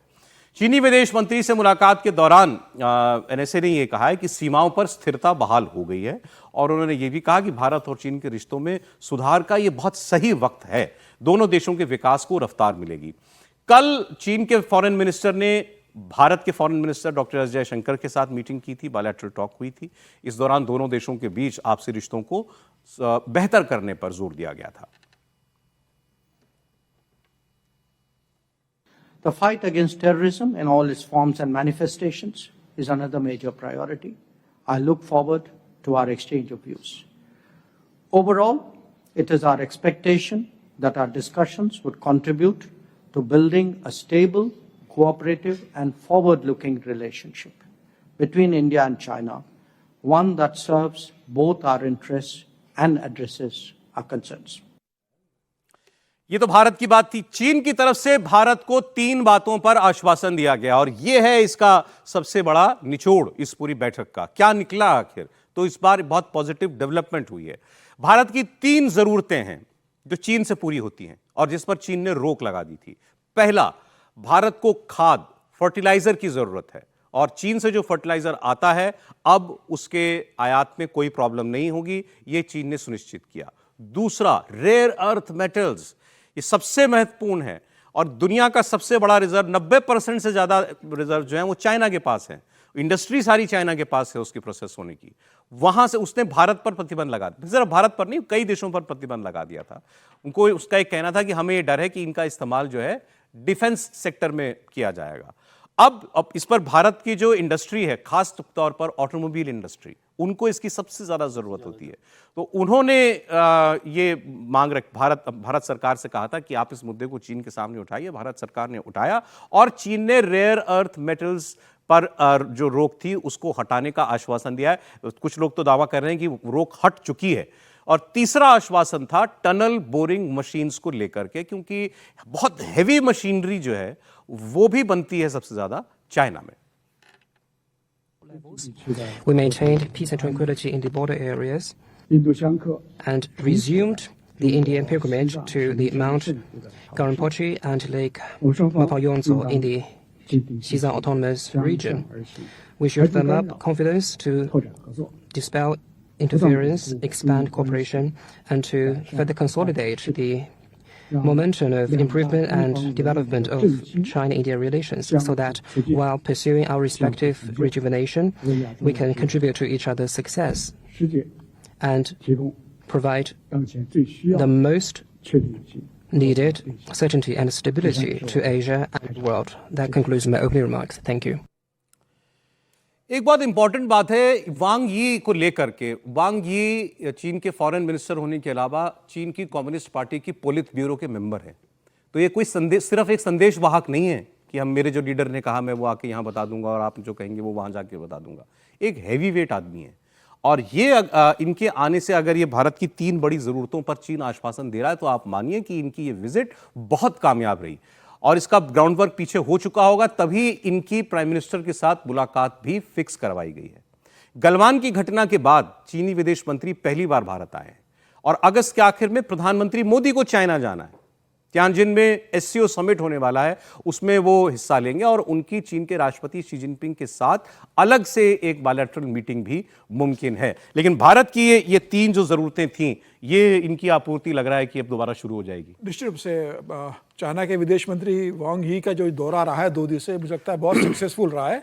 और जिस तरीके से भारत और चीन 2 बड़ी ताकत है और ये दोनों ताकत जिस तरीके से अमेरिका से पीड़ित हो रही थी, अमेरिका जिस तरीके से टैरिफ लगा रहा था दोनों देशों के ऊपर, मुझे लगा कि भारत और चाइना जिस तरीके से करीब आ रहे हैं, तो अगर भारत और चीन अगर साथ में मिलकर व्यवसाय करते हैं, दोनों के संबंध मधुर होते हैं, फिर वो बिजनेस के लिए हो, चाहे फिर वो डिफेंस डील के लिए हो, चाहे बाकी इन्वेस्टमेंट के हिसाब से हो, तो मुझे लगता है कि फिर एक और एक 11 होगा। अगर भारत और चीन मिल जाते हैं तो दुनिया में एक और एक 11 होंगे। दोनों एशिया की बहुत बड़ी महाशक्ति है। भारत, चीन आज दुनिया में दूसरे नंबर पर है, भारत तीसरे नंबर की अर्थव्यवस्था बनने की स्थिति में है। और अमेरिका को जो लगातार भारत के ऊपर टैक्स का धमकी देकर टैक्स लगा दिया, अभी 50% कर दिया है, 25% अभी इस मंथ के एंड तक इंप्लीमेंट हो जाएगा। चीन पर लगातार वो टैरिफ की धमकी दे रहा है।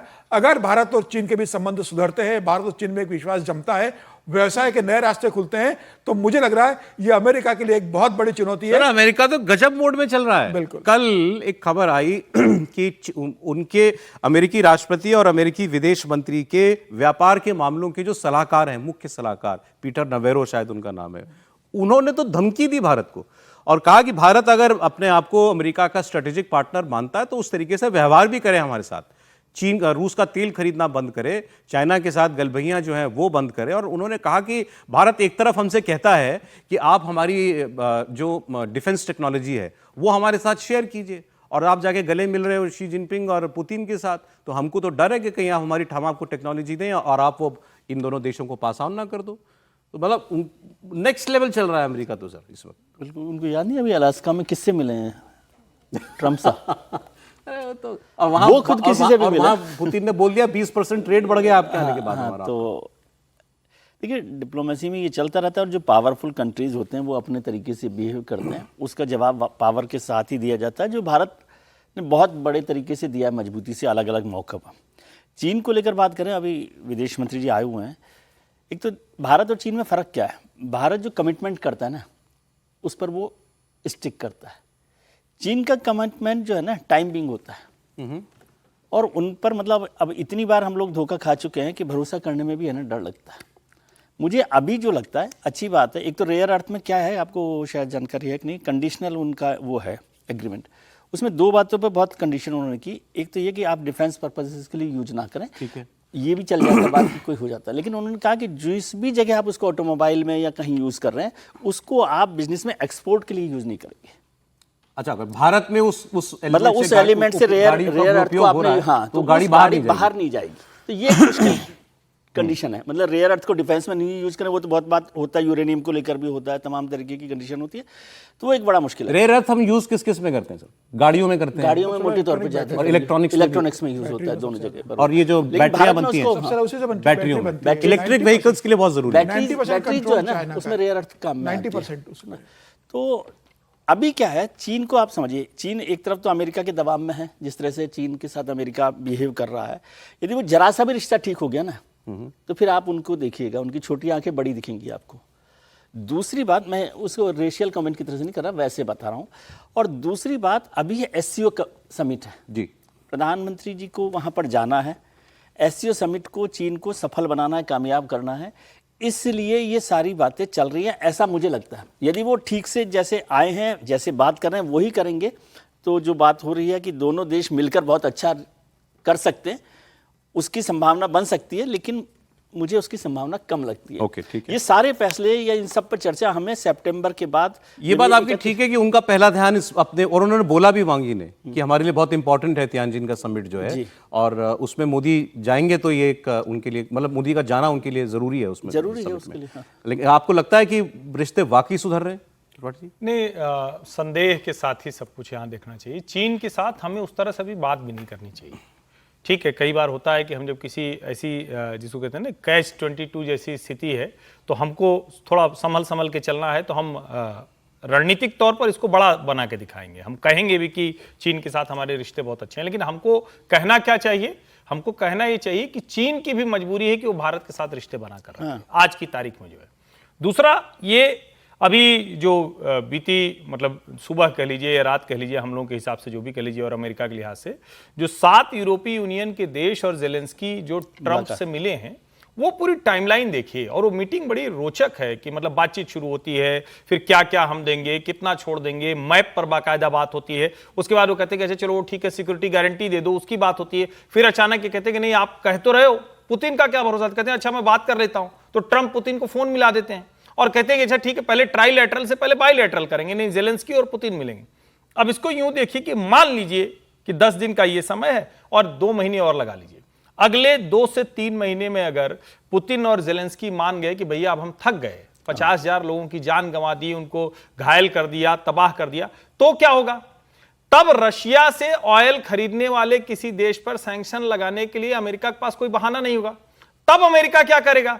तब अमेरिका को भारत सबसे बड़ा स्ट्रेटेजिक पार्टनर दिखेगा, और जैसे ही वो स्ट्रेटेजिक पार्टनर दिखेगा फिर से चक्का घूम जाएगा, फिर चीन कहेगा कि अरे आप तो उनके साथ जा रहे हैं, तब अचानक क्वाड प्रभावी दिखने लगेगा। तो बहुत मतलब बहुत कुछ अभी आसान नहीं है, लेकिन हाँ हमें इस तरह से बात करनी है, और हम बहुत टाइट रोप लेकिन बहुत बैलेंस। अच्छा, कल में हमने बताया था वो पागल जो है बगल में जो रहता है, सर क्या नाम, आसिम मुनीर, उसने इंटरव्यू दिया था, उससे इंटरव्यू में सवाल हुआ पाकिस्तान के फील्ड मार्शल से कि आप चाइना के, आपकी अमेरिका से बड़ी दोस्ती हो रही है, तो चाइना बुरा तो नहीं मान जाएगा, आपके अमेरिका के ज़्यादा नज़दीक जा रहे हैं, तो उनके लिए भी परेशानी तो है ही। तो उसने ये कहा कि एक दोस्त के लिए हम दूसरे दोस्त को नहीं छोड़ेंगे। तो ये वो भी क्लियर कर चुके हैं कि भाई हम चाइना को अपसेट करके अमेरिका के साथ दोस्ती किसी हाल में नहीं करेंगे। एनीवे, अब ये तो सब इस सब के मूल में क्या है? व्यापार, अर्थव्यवस्था। भारत अपनी रफ्तार किसी भी तरीके से सुस्त नहीं पड़ने दे सकता, और बहुत पॉजिटिव सेंटिमेंट इस वक्त चल रहा है इकोनॉमी का। आज ही डेटा आया है कि जो बेरोजगारी दर है शायद 5.2 हो गई है, महंगाई दर जो है वो 8 साल के सबसे निचले स्तर पर चल रही है। आपकी क्रेडिट रेटिंग अभी एक एजेंसी ने बढ़ाई, उसके बाद एक दूसरी एजेंसी ने भी कुछ पॉजिटिव न्यूज दी है भारत की अर्थव्यवस्था को, S&P ने शायद। तो ये अच्छी डेवलपनिक्स इस वक्त चल रही है। डिमांड तो नहीं है ना, डिमांड का इंतजार कर रहा है मार्केट। अभी जो प्रोडक्ट्स है, यदि आप उसका पूरा फिगर देखेंगे तो जो बाइक्स हैं, कारें हैं, उसकी जो खरीद है उसमें बहुत बड़ी कमी आई। अब ये सारी चीजें जो प्रधानमंत्री ने कहा हम नेक्स्ट जनरेशन रिफॉर्म करेंगे, तो वो भी ये समझ रहे हैं जो बात आपने कही कि अब हमें इस सेंटिमेंट को और बढ़ाने की जरूरत है। तो अब इसके लिए कल उन्होंने एक बड़ी इंपॉर्टेंट मीटिंग की, ये आप देख रहे हैं तस्वीर। इस तस्वीर में भारत सरकार के मंत्री, भारत सरकार के अलग अलग विभागों के मंत्रालयों के सचिव और बहुत कई प्रमुख अर्थशास्त्री, उनको इस मीटिंग में बुलाया गया था। और इन सबसे जो है पहले मंत्रियों से कहा गया और सचिवों से कि आप अपने अपने मंत्रालय का अगले 100 दिन का रोड मैप हमको दीजिए। आपका मंत्रालय अगले 100 दिनों में क्या करेगा, क्योंकि प्राइम मिनिस्टर अनाउंस कर चुके हैं कि इस बार की दिवाली डबल दिवाली होगी। उन्होंने GST रिफॉर्म की बात की, कहा अब चर्चा है देश में 2 ही रेट होंगे, 5% और 18% के। तो ये इसके अलावा भी और क्या किया जा सकता है, ये कल की बैठक में इस पर चर्चा हुई है। इसमें होम मिनिस्टर, रक्षा मंत्री राजनाथ सिंह, नितिन गडकरी जी जो सड़क परिवहन मंत्री हैं, कृषि मंत्री शिवराज सिंह चौहान, वित्त मंत्री निर्मला सीतारमन, वाणिज्य मंत्री पीयूष गोयल, तमाम सीनियर मिनिस्टर्स इसके अंदर मौजूद थे। तो अब ये नेक्स्ट जनरेशन रिफॉर्म है क्या? क्या वाकई कोई बहुत आमूलचूल परिवर्तन करने के बारे में नरेंद्र मोदी सोच रहे हैं क्या? कोई बहुत बड़े फैसले, जैसे 91 का रिफॉर्म था, खोल दिया भारत ने अपना बाजार, उस लेवल पर जाने की, नेक्स्ट लेवल पर जाने की क्या नरेंद्र मोदी तैयारी कर रहे हैं? क्या है प्रयास? नहीं, निश्चित तौर पर ये है, और इसको इस तरह से भी देखना चाहिए कि नेक्स्ट जेन रिफॉर्म तो शुरू हुए तभी जीएसटी आया, जो बहुत मुश्किल थी, और 8 साल के बाद सरकार ने तय किया कि हमने जिस चीज को बहुत स्ट्रीमलाइन कर लिया है, 1 लाख, 1.25 लाख, 1.5 लाख, 2 लाख करोड़, औसत लगभग 1.25 लाख करोड़ का जीएसटी प्रतिमाह आ रहा है, जो अभी अगर हम फाइनेंशियल ईयर की बात करें, तो इसका मतलब ये हुआ कि सरकारी खजाने में पैसे आने शुरू हो गए। अब इसके आगे क्या क्या यहां रुक जाएंगे? अगर वो इकोनॉमी आगे नहीं बढ़ेगी, यानी व्हील उसका आगे नहीं बढ़ेगा, तो व्हील 2 तरह से आगे बढ़ता है। एक, जनता को लाभ मिलने लगे, सस्ता मिले तो ज्यादा खर्च करने लगे, कंजम्पशन बढ़ जाएगा। दूसरा क्या है कि जो उद्योग धंधे जो आपको टैक्स दे रहे हैं, उनको लग रहा है कि यार ये क्या तमाशा हुआ, आप 28%, 12%, 18%, 5%, 40%, कहां जाए हम? उनको आप साफ साफ बताइए। तो दोनों वर्ग को अभी जो जीएसटी रिफॉर्म है, जिसको जीएसटी रिव्यू के तौर पर लाल किले से प्रधानमंत्री ने कहा। दूसरा एक चीज हुई जिसकी हल्ले हंगामे में चर्चा बहुत कम हुई, और मुझे लगता है कि विपक्ष को थोड़ा सोचना चाहिए कि सदन में क्यों नहीं चर्चा होती, जो इनकम टैक्स का नया कानून आया है। ये चर्चा की मतलब एकदम से जिसको कहें ना कि ये 360 डिग्री शिफ्ट है। आप अगर इसको यूं समझें कि इनकम टैक्स जो कई बार चर्चा होती है, हालांकि मैं अभी कहूंगा तो फिर से ट्रोल वाले आ जाएंगे, धीरे धीरे इनकम टैक्स न्यूनतम की तरफ, या कहें कि ना की तरफ ले जाने की कोशिश है। मैं उसके जो फाइन प्रिंट पढ़ रहा था, उसमें कोई ऐसा नहीं कि आपका टैक्स स्लैब अभी बदल दिया गया, वो तो ऐसे ही 12 लाख कर दिया। उसमें जो स्ट्रक्चरल चेंजेस है वो किए गए, उसमें जो रिटर्न और रिफंड का प्रोसेस है वो बदला गया है, जो जार्गन्स जिसको हम कहते हैं, जो समझने में थोड़ी मुश्किल हुई, उसको बदला गया है। तो हम दोनों तरफ, यानी ये जो इनडायरेक्ट टैक्सेज हैं और जो डायरेक्ट टैक्स है, उसको हम पूरी तरह से बदलता हुआ देखेंगे। उसको यूं भी कह सकते हैं कि भारत का हर आदमी कहता है कि गुरु और कहीं नहीं चलना है, दुबई चलोगे क्या? तो घूमने तो वो जाता ही जाता है, वो कहता है वहां एक ऑफिस डाल लो, टैक्स नहीं लगेगा।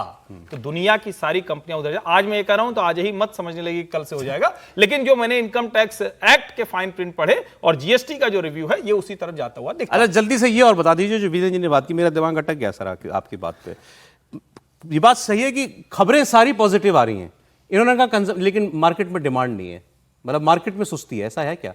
नहीं, 2 चीजें होती हैं। एक बड़ी चिंता की बात रही है, और ये लगातार कहा जाता है, प्राइवेट सेक्टर पब्लिक सेक्टर के साथ मुकाबले में नहीं चल रहा है। एक कांधे पे नहीं चल सकता है ना, दूसरा कांधा जब तक नहीं चलेगा। पब्लिक सेक्टर इंफ्रास्ट्रक्चर बन रहा है, सरकार की पॉलिसी बड़ी शानदार हो रही है, लेकिन जो प्राइवेट सेक्टर है वो उस तरह से नहीं आ रहा है। अब उसमें दोनों ही चीजें होती हैं। कई बार वो कहते हैं कि हमें अभी थोड़ा सा जो दुनिया का अनसर्टेनिटी का है, उसमें हम थोड़ा सा अनिश्चित रहते हैं, पैसा निकालने में थोड़ी सी मुश्किल रहती है, लेकिन ओवरऑल अगर कहें तो मार्केट में तेजी है, और जो ये सरकार ने पॉजिटिव स्टेप लिए हैं, इसको ओवरऑल जो इकोनॉमी है, इंडस्ट्री है, वो वेलकम कर रही है। 76 पॉइंट बढ़ गया शेयर मार्केट। सर, मैं उस मार्केट की नहीं बात कर रहा, मैं ओवरऑल इकोनॉमी की बात। 91 का जिक्र किया। एक उलट बात बता दूं, ये नेक्स्ट जनरेशन रिफॉर्म है ना, कि 91 से बिल्कुल उलट है। 91 में हमने दरवाजे खोले थे, यहां खिड़कियां खोली अपने लिए। ये नेक्स्ट जनरेशन रिफॉर्म जो है वो हिंदुस्तान की इंडस्ट्री कैसे काम करे। और एक बात समझनी चाहिए जिसकी हम लोग पहले भी चर्चा करें, इनवर्ड लुकिंग है, इनवर्ड लुकिंग है स्वदेशी पर। और इसमें एक चीज को समझना चाहिए कि जब हम स्वदेशी की बात करते हैं, प्रधानमंत्री स्वदेशी की बात करते हैं, तो बहुत सारे लोग गांधी जी की तरह से वो होली जलाने की बात करते हैं। स्वदेशी का एक जो कीवर्ड उन्होंने दे दिया कि दाम कम दम ज्यादा। तो जब तक आप क्वालिटी प्रोडक्ट नहीं बनाएंगे तो उसके लिए काम नहीं, सिर्फ खादी से काम नहीं चलेगा। खादी से काम नहीं। आगे बढ़ते हैं साहब। रूस यूक्रेन का युद्ध रुकेगा क्या? 3.5 साल से जारी इस जंग को खत्म करने के लिए कल अमेरिका में एक मेगा मीटिंग हुई है। इस स्केल की मीटिंग याद नहीं आता कि दुनिया में आखिरी बार कब होगी। सोचिए ना, अमेरिकी राष्ट्रपति डोनाल्ड ट्रंप यूक्रेन के राष्ट्रपति ज़ेलेंस्की के साथ मुलाकात करते हैं, और इनके अलावा यूरोपियन यूनियन वहां पर थी, वहां पर Britain, France, Germany, Italy, Finland, European union सब थे। एक साथ एक तस्वीर आई है कल। ये तो फिर भी बड़ी शालीन तस्वीर है कि सब एक साथ खड़े हैं, ऐसी तो तस्वीर आती रहती है। एक तस्वीर ये आई, ये ओवल ऑफिस के अंदर ज़ेलेंस्की और ट्रंप की मीटिंग चल रही है, दरवाजा बंद है, और बाहर जैसे कुर्सी लगा के आप लोग वेट करते हैं ना किसी सरकारी दफ्तर के बाहर लाइन लगा के कुर्सी पर कॉरिडोर में बैठे हुए हैं यूरोप के सारे नेता। इन देशों के प्रधानमंत्री और प्रेसिडेंट, गजब तस्वीर थी। अब ट्रंप ने यह प्रयास तो बहुत भागीरथ प्रयास किया, बड़ा प्रयास किया। निकला क्या इसके अंदर? दो तीन खबरें अभी आपको त्रिपाठी जी ने बताई। एक बात तो यह निकली कि ट्रंप ने यह कहा कि हम यूक्रेन को सिक्योरिटी गारंटी देंगे, और उन्होंने यह कहा कि मैं हथियार नेटो को दूंगा, खरीदेगा, इसका पैसा देगा यूरोप। ज़ेलेंस्की ने कहा मैं $100 बिलियन के हथियार खरीदूंगा आपसे, $50 बिलियन के ड्रोन खरीदूंगा आपसे, ये सब पैसा यूरोप देगा। तो ट्रंप ने पहले तो यह क्लियर कर दिया कि भाई मैं इसमें केवल व्यापारी हूं, मैं हथियार दूंगा, आप पैसा देंगे। मतलब युद्ध चलाना है अगर आपको तो हथियार मेरा होगा, लेकिन आप फाइनेंस करोगे, यूरोप फाइनेंस करेगा, मैं फाइनेंस नहीं करूंगा। ये उन्होंने साफ कर दिया। फिर उन्होंने कहा कि यह खबर आई कि बीच में ही, इन नेताओं से मुलाकात के बीच में उन्होंने कहा कि होल्ड, मैं जरा पुतिन से फोन पे बात कर लूं। तो उन्होंने पुतिन को फोन लगाया, पुतिन से उनकी बात जो हुई, उसके बाद आके उन्होंने ये कहा कि पुतिन ने, इस सोर्सेस से आया कि पुतिन का ये सजेशन था कि आप मेरी और ज़ेलेंस्की की मीटिंग कराइए पहले, जो कहा जा रहा है कि 10 दिनों के अंदर हो सकती है, और उसके बाद फिर मैं, आप और ज़ेलेंस्की बैठेंगे। ये उन्होंने रोड मैप दिया। तो इसमें इधर से यूरोप के, शायद जर्मनी के नेता ने या इमैनुअल मैक्रोन ने कहा, फ्रांस वालों ने कि ये 3 नहीं 4 लोग होने चाहिए इस मीटिंग में, इसमें यूरोप का भी एक प्रतिनिधि होना चाहिए। तो अब इस पर ट्रंप ने कहा कि हम लोग आगे देखते हैं। लेकिन एक बात जो सीज फायर की चल रही थी कि पहले सीज फायर कर दो, पुतिन और ज़ेलेंस्की दोनों ये कह रहे हैं कि ऐसी सीज फायर से कुछ नहीं होगा। अब तो जो बात आपको करनी है वो पक्की बात करिए, युद्ध रुकने की बात कीजिए, सीज फायर की बात नहीं। बाकी जो चल रहा है वो उसको फिलहाल आप चलने दीजिए। पुतिन की शर्त क्या है कि मैंने 20% यूक्रेन पे कब्जा कर लिया है, इसका जो पूरा ईस्टर्न हिस्सा है जहां रूसी बोलने वाले लोग हैं वो सारा मेरा। मैंने 2014 में क्रीमिया ले लिया था, वो भी मेरा, और मुझसे वापस भी नहीं मांगोगे आप। और ट्रंप इस बात में लग रहा है कि वो पुतिन के दबाव में है। तो उन्होंने ज़ेलेंस्की से कहा कि भैया क्रीमिया तो तुम कम से कम भूल जाओ, वो तो देना ही पड़ेगा, बाकी ये जो तुम्हारी टेरिटरी कब्जा की हुई है इस पर हम लोग बात करेंगे कि कितनी तुम छोड़ोगे और कितनी रूस छोड़ेगा। तो यहां तक अभी फिलहाल बात पहुंची है। ट्रंप की बात सुनाता हूं आपको। The war is going to end. When it ends, I can't tell you, but the war is going to end, and this gentleman wants it to end, and Vladimir Putin wants it to end. I think the whole world is tired of it, and we're going to get it ended. It was, I've done 6 wars. I've ended 6 wars, and I thought this maybe would be the easiest one, and it's not the easiest one. It's a tough one. A lot of reasons for it. And they'll be talking about it for a long time, but they'll be talking about the others. Look, India, Pakistan, we're talking about the big places. When you look at, you just take a look at some of these wars. You go to Africa and take a look at that. Rwanda and the Congo, Republic of the Congo. That's been going on for 31 years. And so we've done a total of 6, and we really have 6, not including the fact that we... Trump फिर बोल दिया India Pakistan. ये तुझे लगा नींद में भी जागते होंगे तो अचानक करे मैंने युद्ध रुकवा दिया क्या? नहीं, वो इसलिए भी बोला होगा ना कि वो पुतिन साहब माने नहीं है अभी सीज फायर के लिए, तो कहा कि कम से कम उस बात को ही याद दिलाऊं मैं पुरानी। समय कम रह गया सर, निचोड़ बताइए। देखिए, यूक्रेन के लिए मानना आसान नहीं है। ज़ेलेंस्की के सूट के अलावा कल फिर सूट की बात भी हुई। तारीफ की सूट पहनकर आए ना अब तो सूट। तारीफ भी की, लेकिन देखिए ज़ेलेंस्की के लिए भी किसी भी तरीके से रूस के सामने समर्पण करना संभव नहीं है। 3 साल से वो युद्ध लड़ रहे हैं और उन्हें अपने देश की जनता को भी जवाब देना होगा। और जो कल ट्रंप ने उनसे पूछ लिया कि चुनाव क्यों नहीं हो रहे हैं यूक्रेन में, तो उन्होंने कहा साहब युद्ध चल रहा है, अभी कैसे चुनाव होंगे? तो ट्रंप ने कहा अच्छा, जब अमेरिका युद्ध में होगा तो क्या मेरा चुनाव नहीं होगा? आपको युद्ध में होंगे तो मतलब ज़ेलेंस्की ने बता दिया कि भाई मुझे अगर चुनाव में जाना है तो मुझे रशिया के सामने सरेंडर नहीं करना होगा। अगर मैं दे दूंगा जो रशिया मांग रहा है तो मैं चुनाव जीतना दूर की बात, मैं देश में रह नहीं पाऊंगा। तो निश्चित रूप से जो पुतिन के साथ है कि भाई इतना लंबा युद्ध लड़ने के बाद अगर पुतिन छोड़ देंगे यूक्रेन के जो अधिकार उन्होंने अपने क्षेत्र ले लिए 5, तो वो कैसे रशिया के अंदर रह पाएंगे? दोनों की अपने देश की मजबूरियां हैं। मुझे लग रहा है कोशिश शुरू हुई है और ये अच्छी बात है कि अगर पुतिन और यूक्रेन के राष्ट्रपति ज़ेलेंस्की मिलते हैं तो भविष्य के लिए एक अच्छा संकेत है।